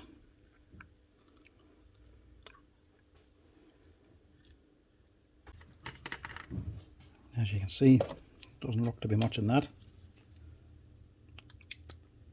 It always helps just to put a little bit extra on. Not much, just a little bit.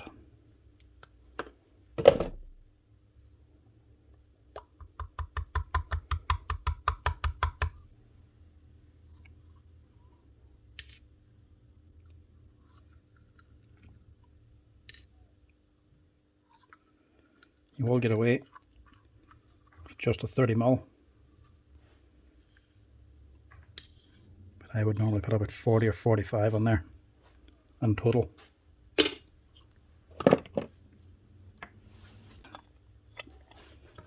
Slap that down on top.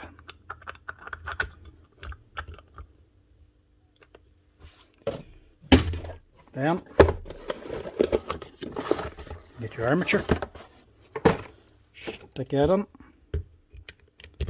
Also the oil seal on this head as well. If it's given any trouble, if you're in any doubt, just replace that as well.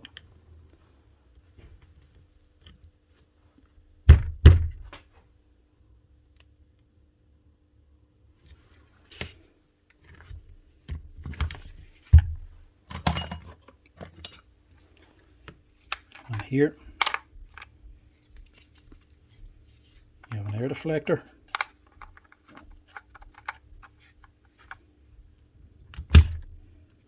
And you can drop on your whole motor. First putting in this little wave washer. Just sits on the bottom.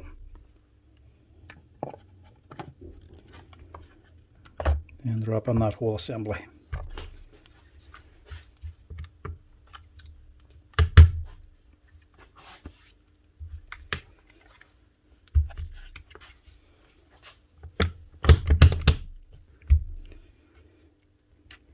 Almost forgot.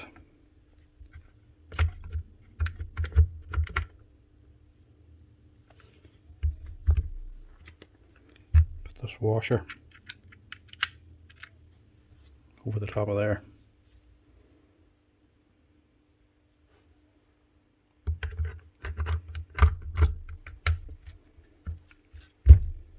That should be the whole of the insides.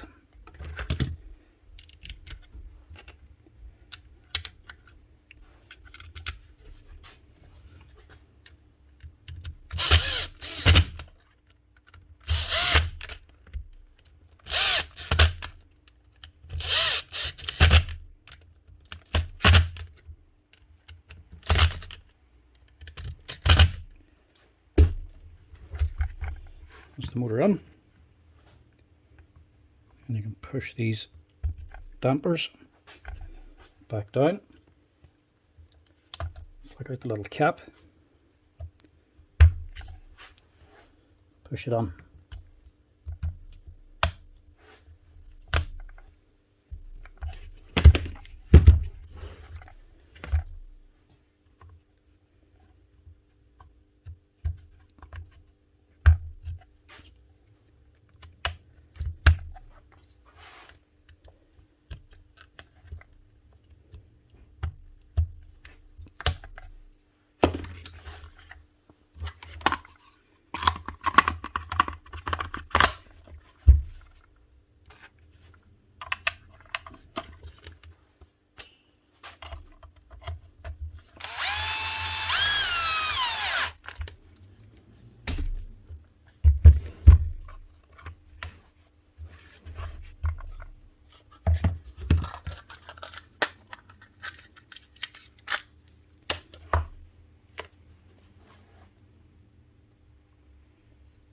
New set of brushes in.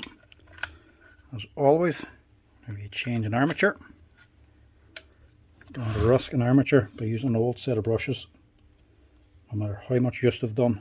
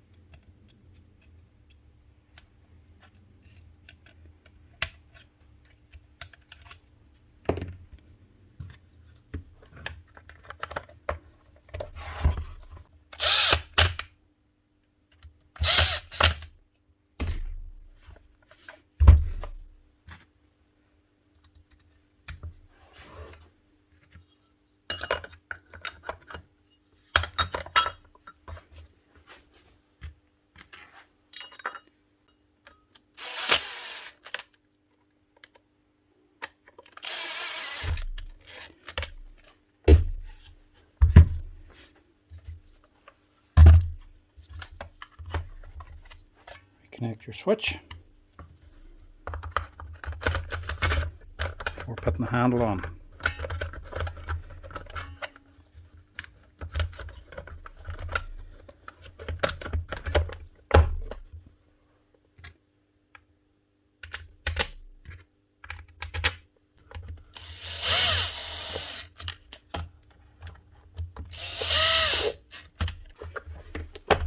Nearly there now. A little bit of chisel grease up here.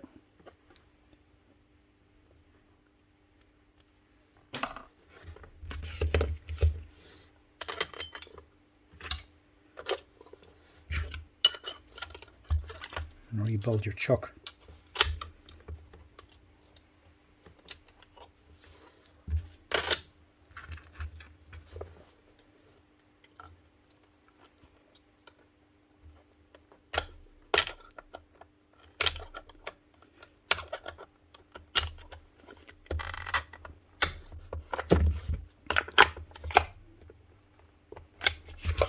That's her.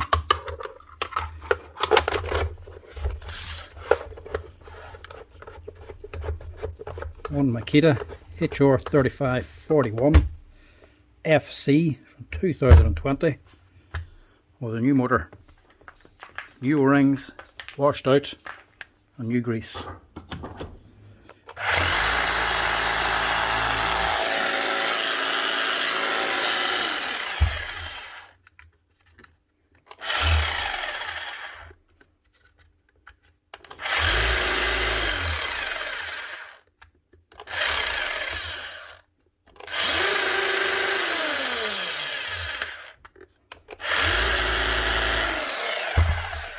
What'd be wrong with that?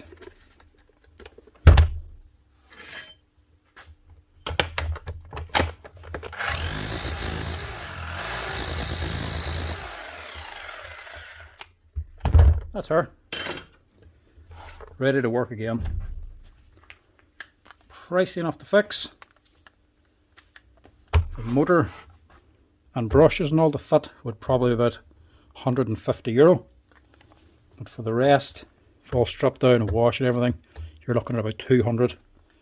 But seeing as it's nearly €800 to buy a machine, it's still a quarter of the price of a new one. So it's still well worth doing. That's that one. Now this one is actually an instafix. It's just arrived in there a little while ago. Man, stuck, needs it ready straight away. For today at least. Right, not doing note.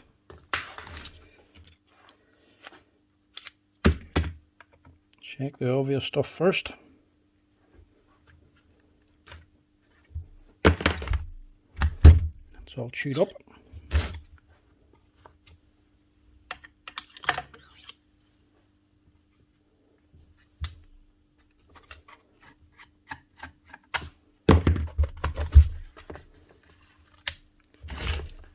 Not brushes, halfway worn. could be a lead. See, as it's just broken at the tip, I'm going to see it is a lead.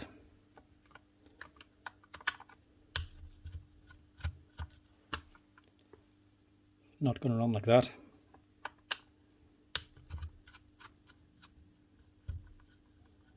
Normally on lead breaks down here on the grommet. That's just from it flexing, moving around, general wear and tear. She is a 2020 machine, it's not old. And the brake here, generally the lead's going to be well worn as well, so it's probably going to be breaking on other locations or about to break. This actually just broke up the top. Common on these ones because it's such a short lead. There's hammering going on, the vibrations just weaken this here copper here, and they just break at the top. It's the best thing to do there. Just shorten the lead. That'll do fine. Before I stick it back on, just give us a quick wee blowout.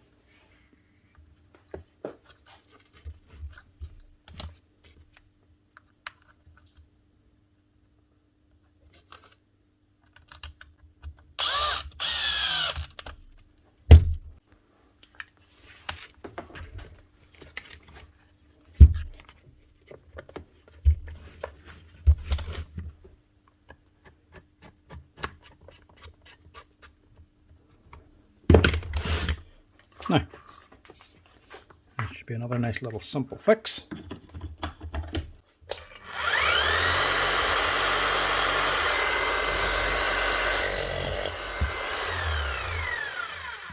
Nice one. And just seeing as it came in with a chisel, just make sure it comes out, just in case the chisel's actually jammed in there, but it's not. So that's her. One instafix. Broken lead, reconnected. And now finally, we're going to finish her off with this here Bosch hammer. This is the one we looked at already with the bad motor. Customers come back and says he does actually want to put a motor onto it. So this one, we're going to fit a new armature.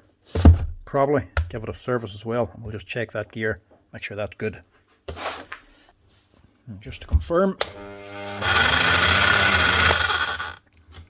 that is definitely this one. Right, strip and fix this. Now, I'm going to put armature on, obviously, so it'll also need a set of brushes, but we'll also just check, see if she's like up here, see if it needs an actual service as well. If it needs a service, the brushes will come with the service kit. So we'll see which one we're going to do here. First off, strip her down and get onto it.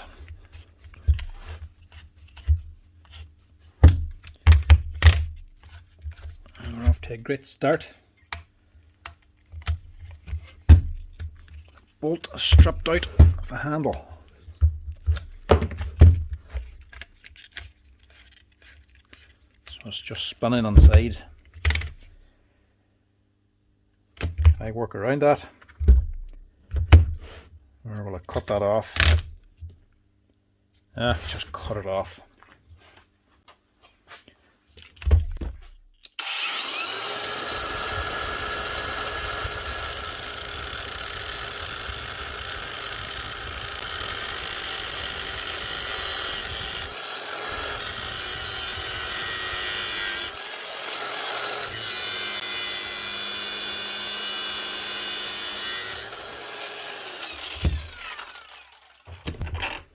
Skinny disc would have been better there.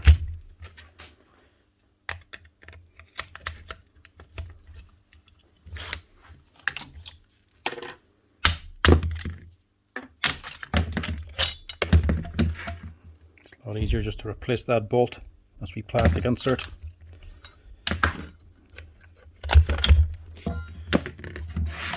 them out of the way.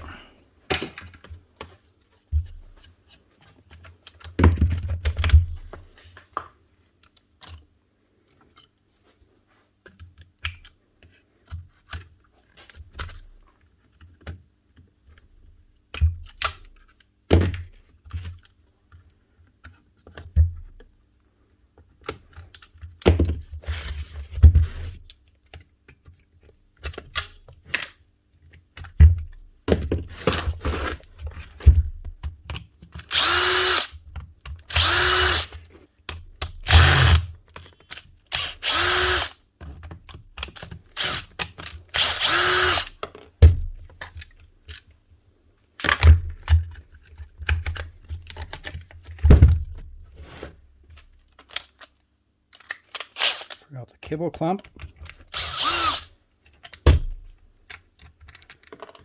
That out. Get rid of that. Leave that in for now. We'll just check the motor, see what it's like.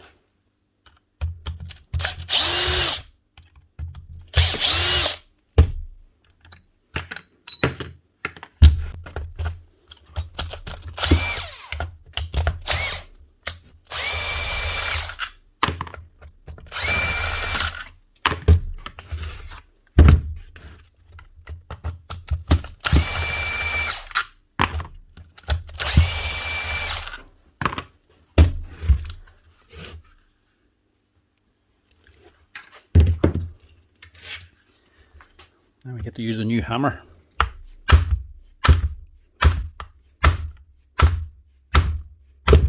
Lovely.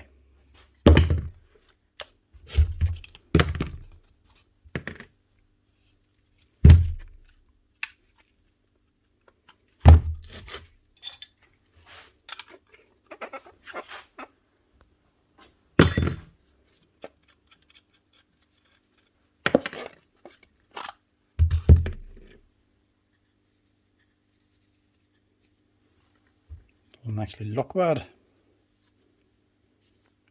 So we would burnt at the bottom, but there's nothing on the actual com bar to tell you it's gone.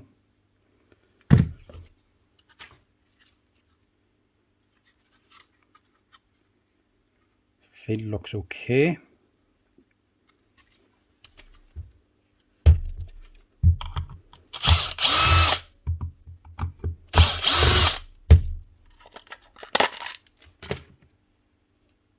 Yeah, that's all right.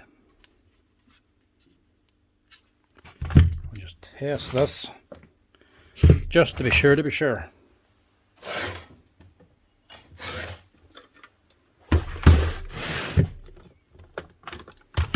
I normally tell by the sound and smell, but sometimes just like to confirm it.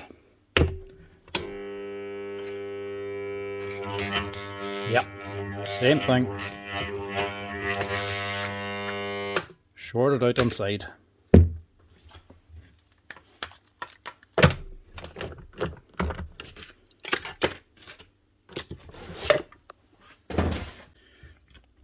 So we do have a bad armature.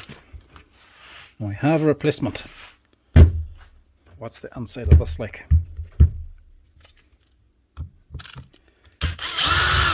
Run it already. Check the gear, have a quick look.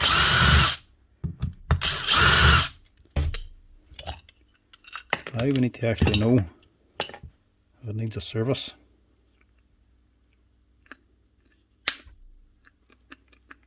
Yeah, definitely. No compression out of that whatsoever. You can actually hear the striker just sliding around. It's that slack. So that will need a full service, or at least the two O-rings changed to get correct compression again. Sometimes on these they come with seals and bearings. This one got.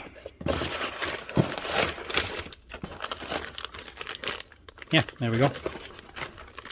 That's the bearing for the bottom and the seal for the top. And obviously the armature. That's the number there if you're ever looking for it. Dear enough fix, but considering how young the machine is, it's probably well worth doing. At least this way, instead of buying a new machine, you'll be left with a new one anyway, with a new motor. And now, the looks of it, has service as well, so it'll actually perform like new. So the seal is an extra 10 or 15 euro. Replacing that, bearing another 10 again. And you need to put them in when you're putting a service kit in, so that'll get the cost down already. They're along with the armature. So we'll also put a service onto this. Yeah, definitely. Even that's gone. Look. This is a holding down device. Stops your piston lifting up, or your con rod. That's not holding. So we'll have to replace that as well. That only cost a couple of euro. Right. Full strip it is.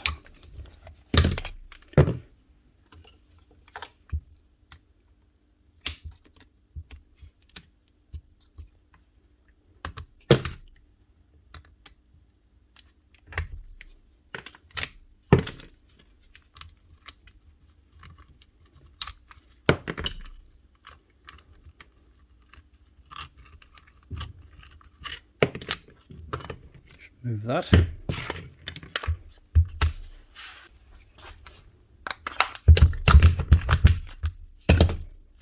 Nope.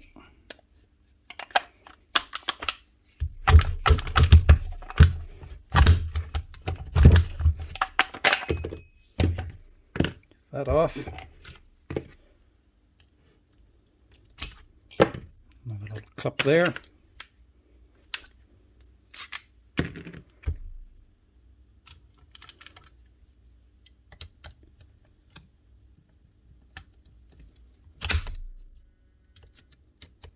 There goes the phone again.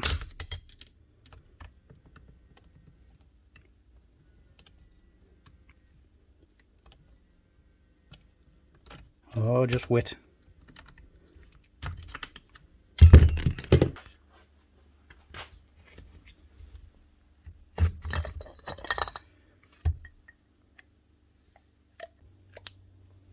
It's barely in there at all.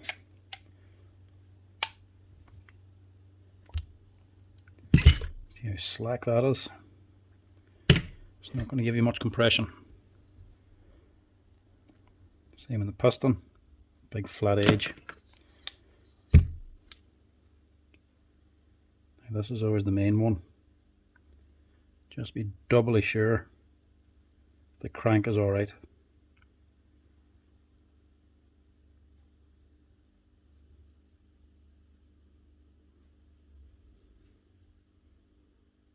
Wee tiny bit of wear, but not much. We'll get away with that. To replace that, that's another 60 euro or so.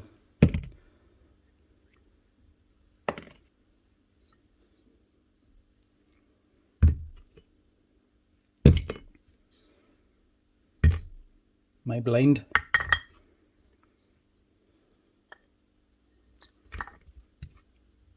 What's going on here? I have to check back the camera footage to see where that went to. Or is there only one needle bearing in that?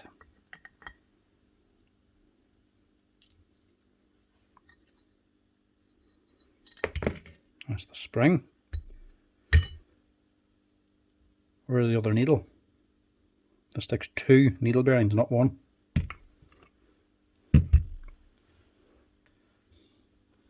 There's only 1 needle bearing in that machine. It didn't fall out. I actually did check the camera. Nothing fell out of it. 1 needle bearing. How does somebody manage that? There's meant to be 2 in that to actually stabilise this crank. In fairness, I don't think that was Bosch's mistake there, because if that was missing the needle bearing the whole time, this is going to be off centre. It's not going to burn the machine out, but it will very, very quickly wear out that gear. And even the gear on the armature, which is doing all the work. So one rotation of this is going to end up having 4 or 5 rotations of this one. So this is going to wear way faster. Even this one. isn't that badly worn. So I would actually say this has been done before, or serviced before, or at least worked on before. And somebody's only put in one needle bearing, has forgotten one of them. But the customer did say that he did get this serviced last year. So whoever done the last service didn't put in the other needle bearing. Either one fell apart and he just put one in, or he forgot one. And by the looks of it, they didn't use an awful lot of grease either. It's not even all the way up here though. Plus, that could be why she burnt out. That's the wrong grease. Well, it's not going to cause it to burn out, but it will put extra load on the motor. That there's more of a gear grease. More like the heavy stuff I would use for putting onto the gears initially. It's lighter grease then you actually fill the cavity with. That stuff is very good for the gears. That's probably why they haven't worn as much.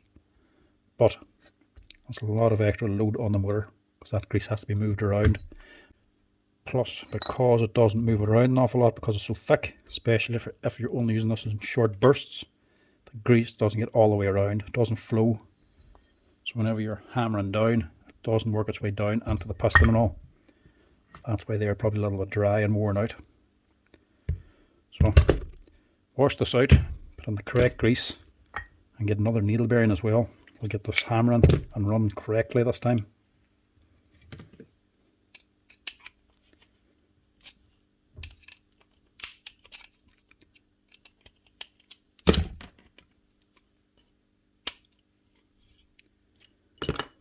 That all out. Take these pins out.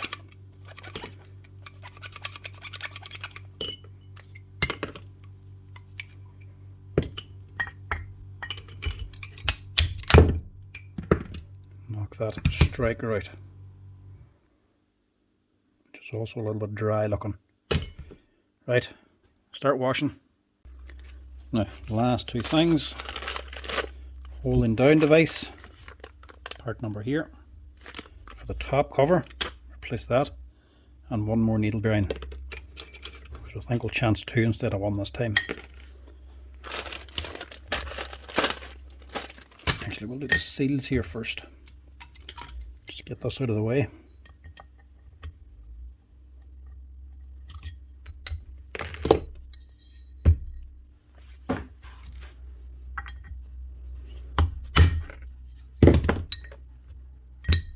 The old one out.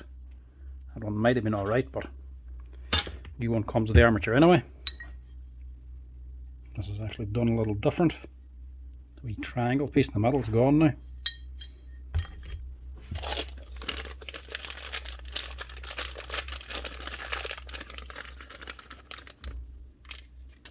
So that's the top nut for the armature, your bearing and sleeve, your seal, your circlip. Also, this little O-ring down in here.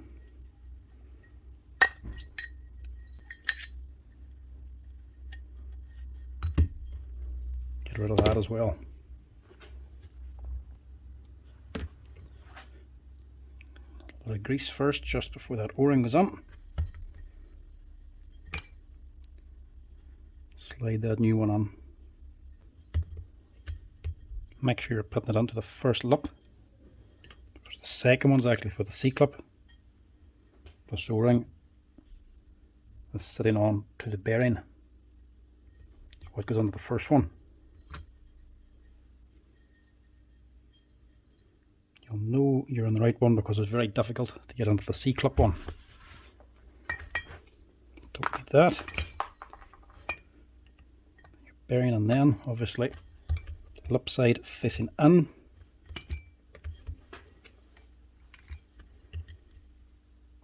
Push that down.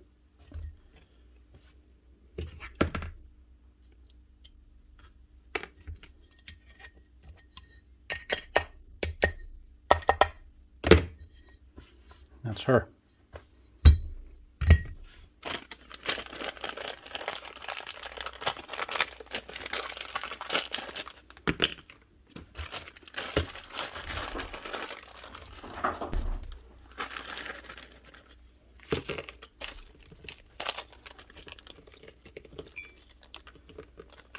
Now, this was serviced fairly recently, maybe a year ago, the customer's saying, so maybe wondering why you put a service kit onto it. Let's get the new armature, so it needs a new set of brushes. These here cost an extra €21. So if you're changing your armature, you're out another 21 to replace the brushes as well, what you need to do. Plus, if you're going to this kind of hassle to replace the armature, you're also going to want to replace at least these two O-rings anyway. Doing all this here work, you want to at least guarantee that it's going to be hammered correctly. These here will give it proper compression to give it a good hit. These here cost €8 each, so that's another 16. You're on to €37 already. An extra 13 buys you the whole service kit. But on top of that, anytime you take these apart, generally this red seal never fits again because it'll swell up. That there's another tenner again. So buying the service kit actually gets you all these bits for basically nothing.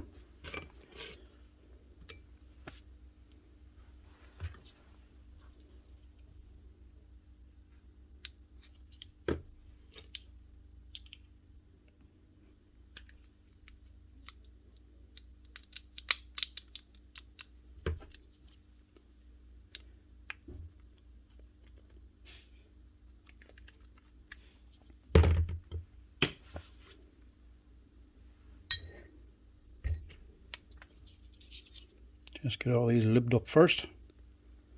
Get the O-rings into place.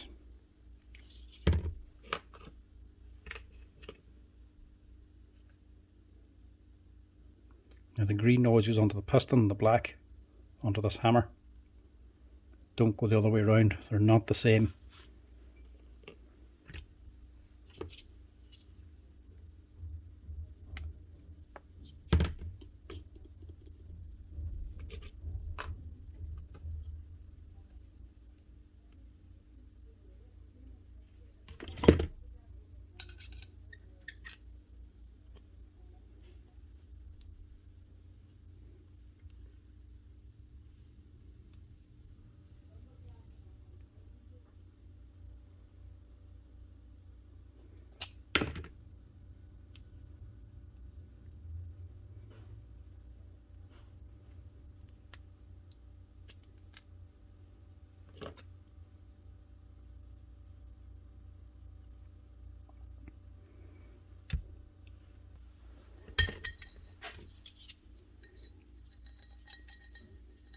You have one big one on the front here.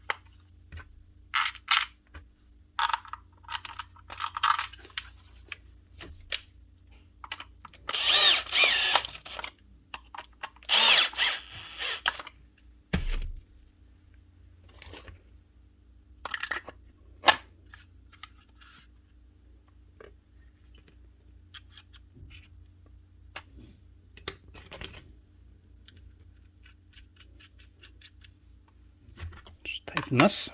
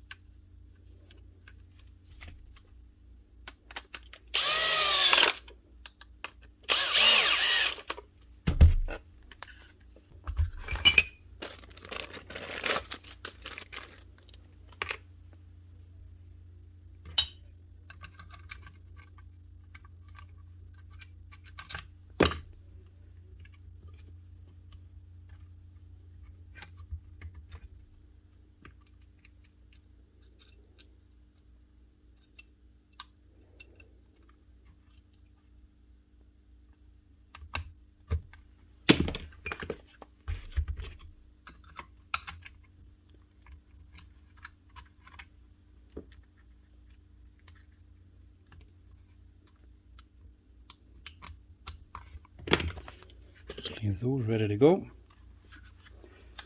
Put that down.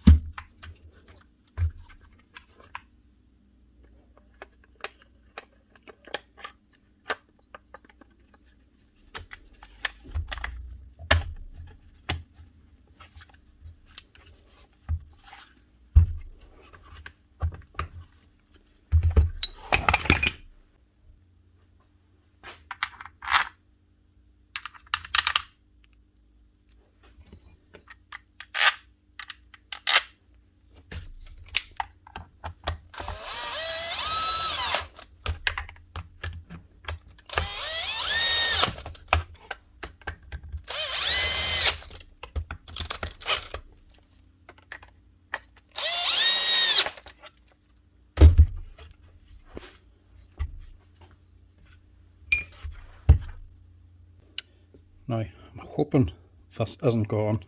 Doesn't look badly worn at all.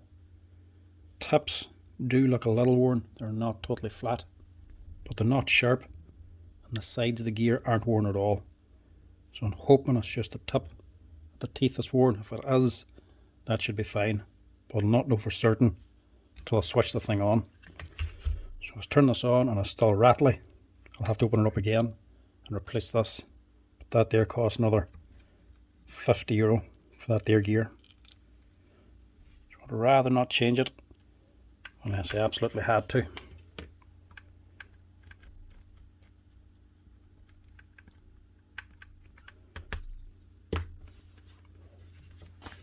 Now this is the grease they probably had on to begin with and filled the whole chamber. It's just too thick for actually running the gearbox. You can maybe get away with it and maybe sound like an 11E, but not these here. These ones will have the lighter grease, and even some of them will actually have oil in them and not grease at all. So that's even lighter again. But this can't run on that there grease alone. I just put it in for the teeth and a few of the seals. Whenever that starts running, the lighter stuff will take over. So that should be her for now. Then we're getting onto this side.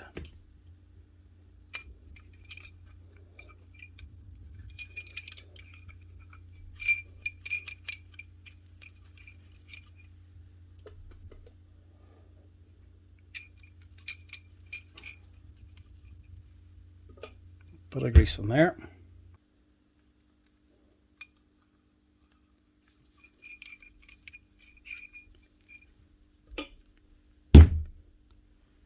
Now, striker bolt, you have this rubber bump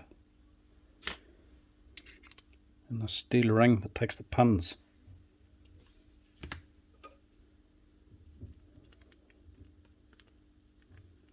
Just get a little bit of grease on them. Drop those into here, all the way in.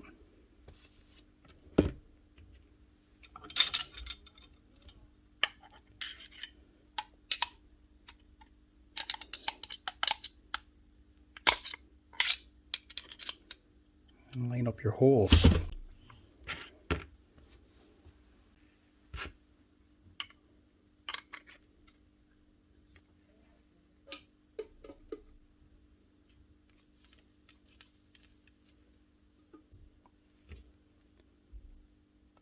That on. Line up these holes, the holes in this pin inside, or the steel ring. Slide those on.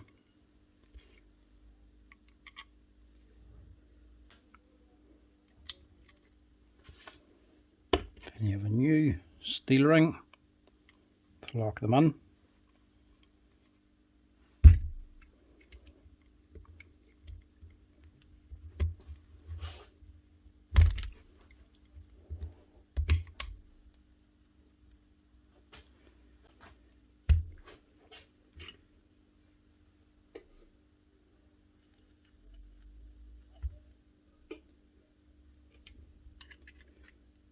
metal sleeve, a spring.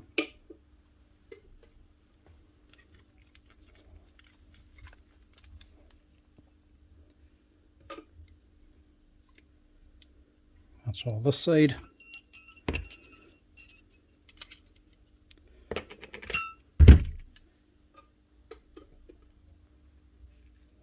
And the other side then, you have your seal. Black piece of plastic and then a rubber seal in the end.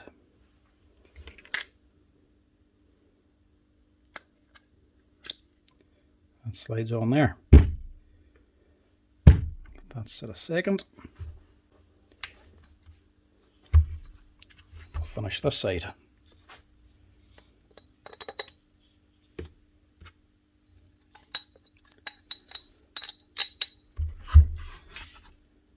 Just coat the inside with some grease.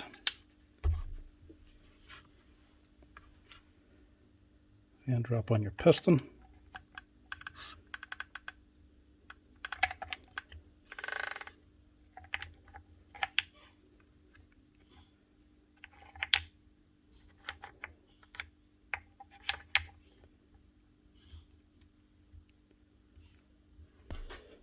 Now we're ready for the hammer pipe. Just make sure you put the hammer on. It's not going to do much hammering without that. You can slide on the whole hammer pipe then. Line it up to the piston. Get it over the head of it. And push it on.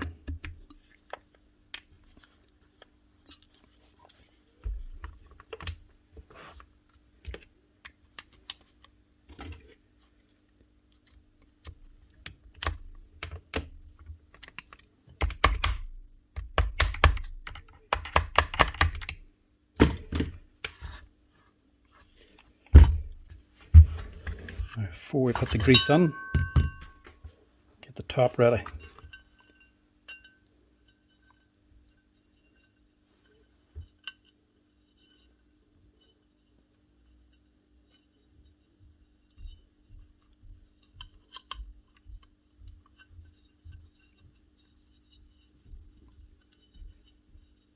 Should sit on its own.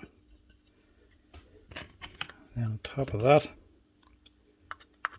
have this holding down device that should press on and stay on. The other thing we need then is this wee piece of felt. You can replace it, but this one wasn't that dirty, so just kept that. Then you can put on 80 ml of 015 Bosch grease.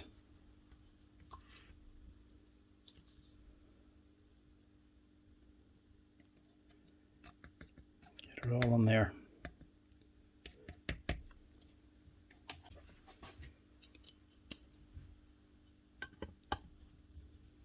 And your top cover.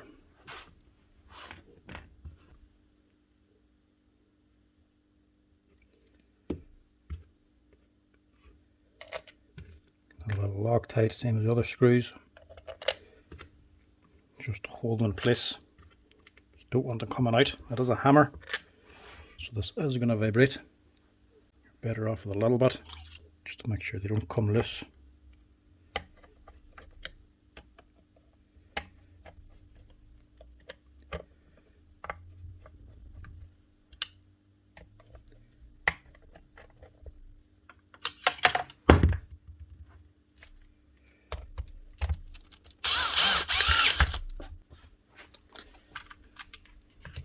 Put your handle back on.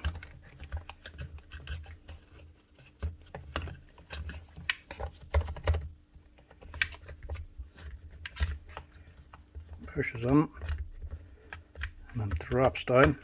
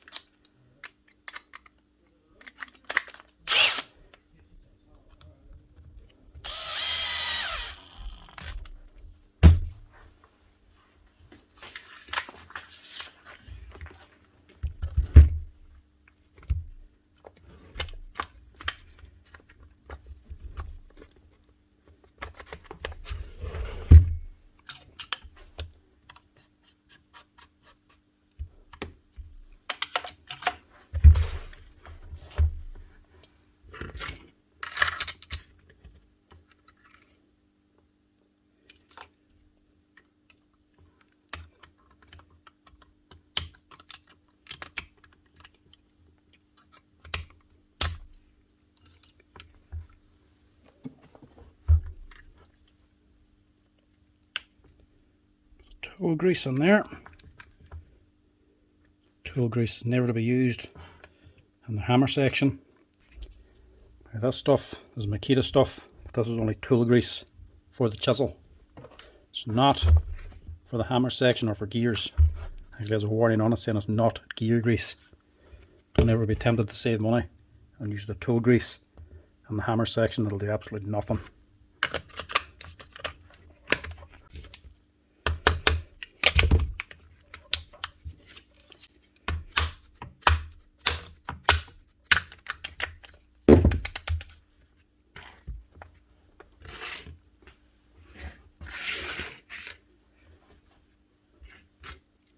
They're the old ones, and that's the old one.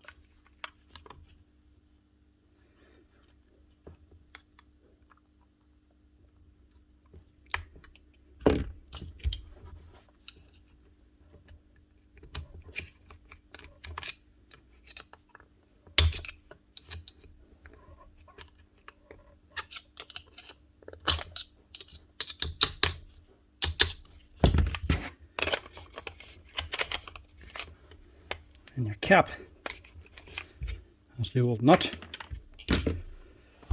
that's her.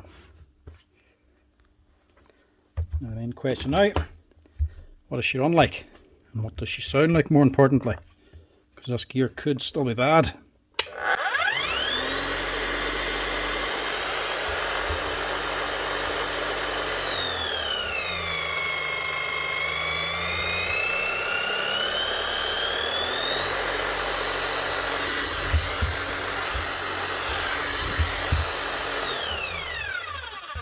Nothing wrong with that. Sounds smooth and like a new hammer.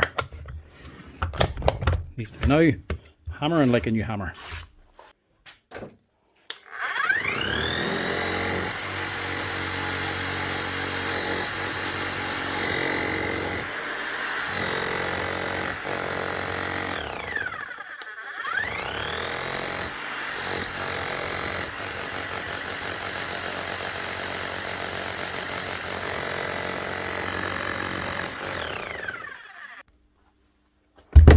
Nice one.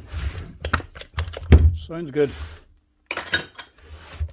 Basically, a new hammer at a third of the cost. Last thing now is the side handle.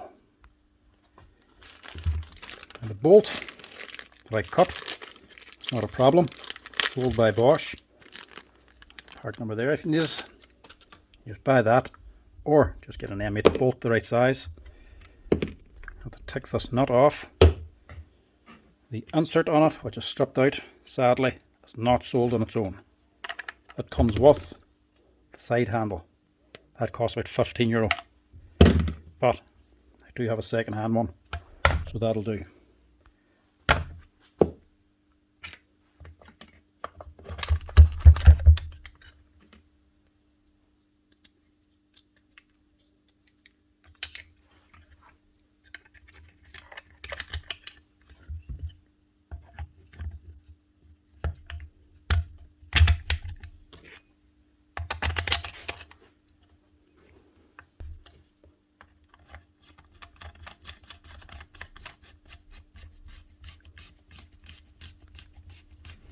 That's her.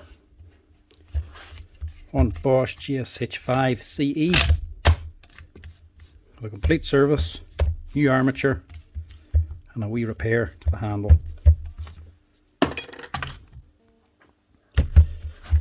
So, in total, that repair, including parts, labour and VAT, cost €280. To buy the machine costs €700. So, big saving and fixing up compared to a new one.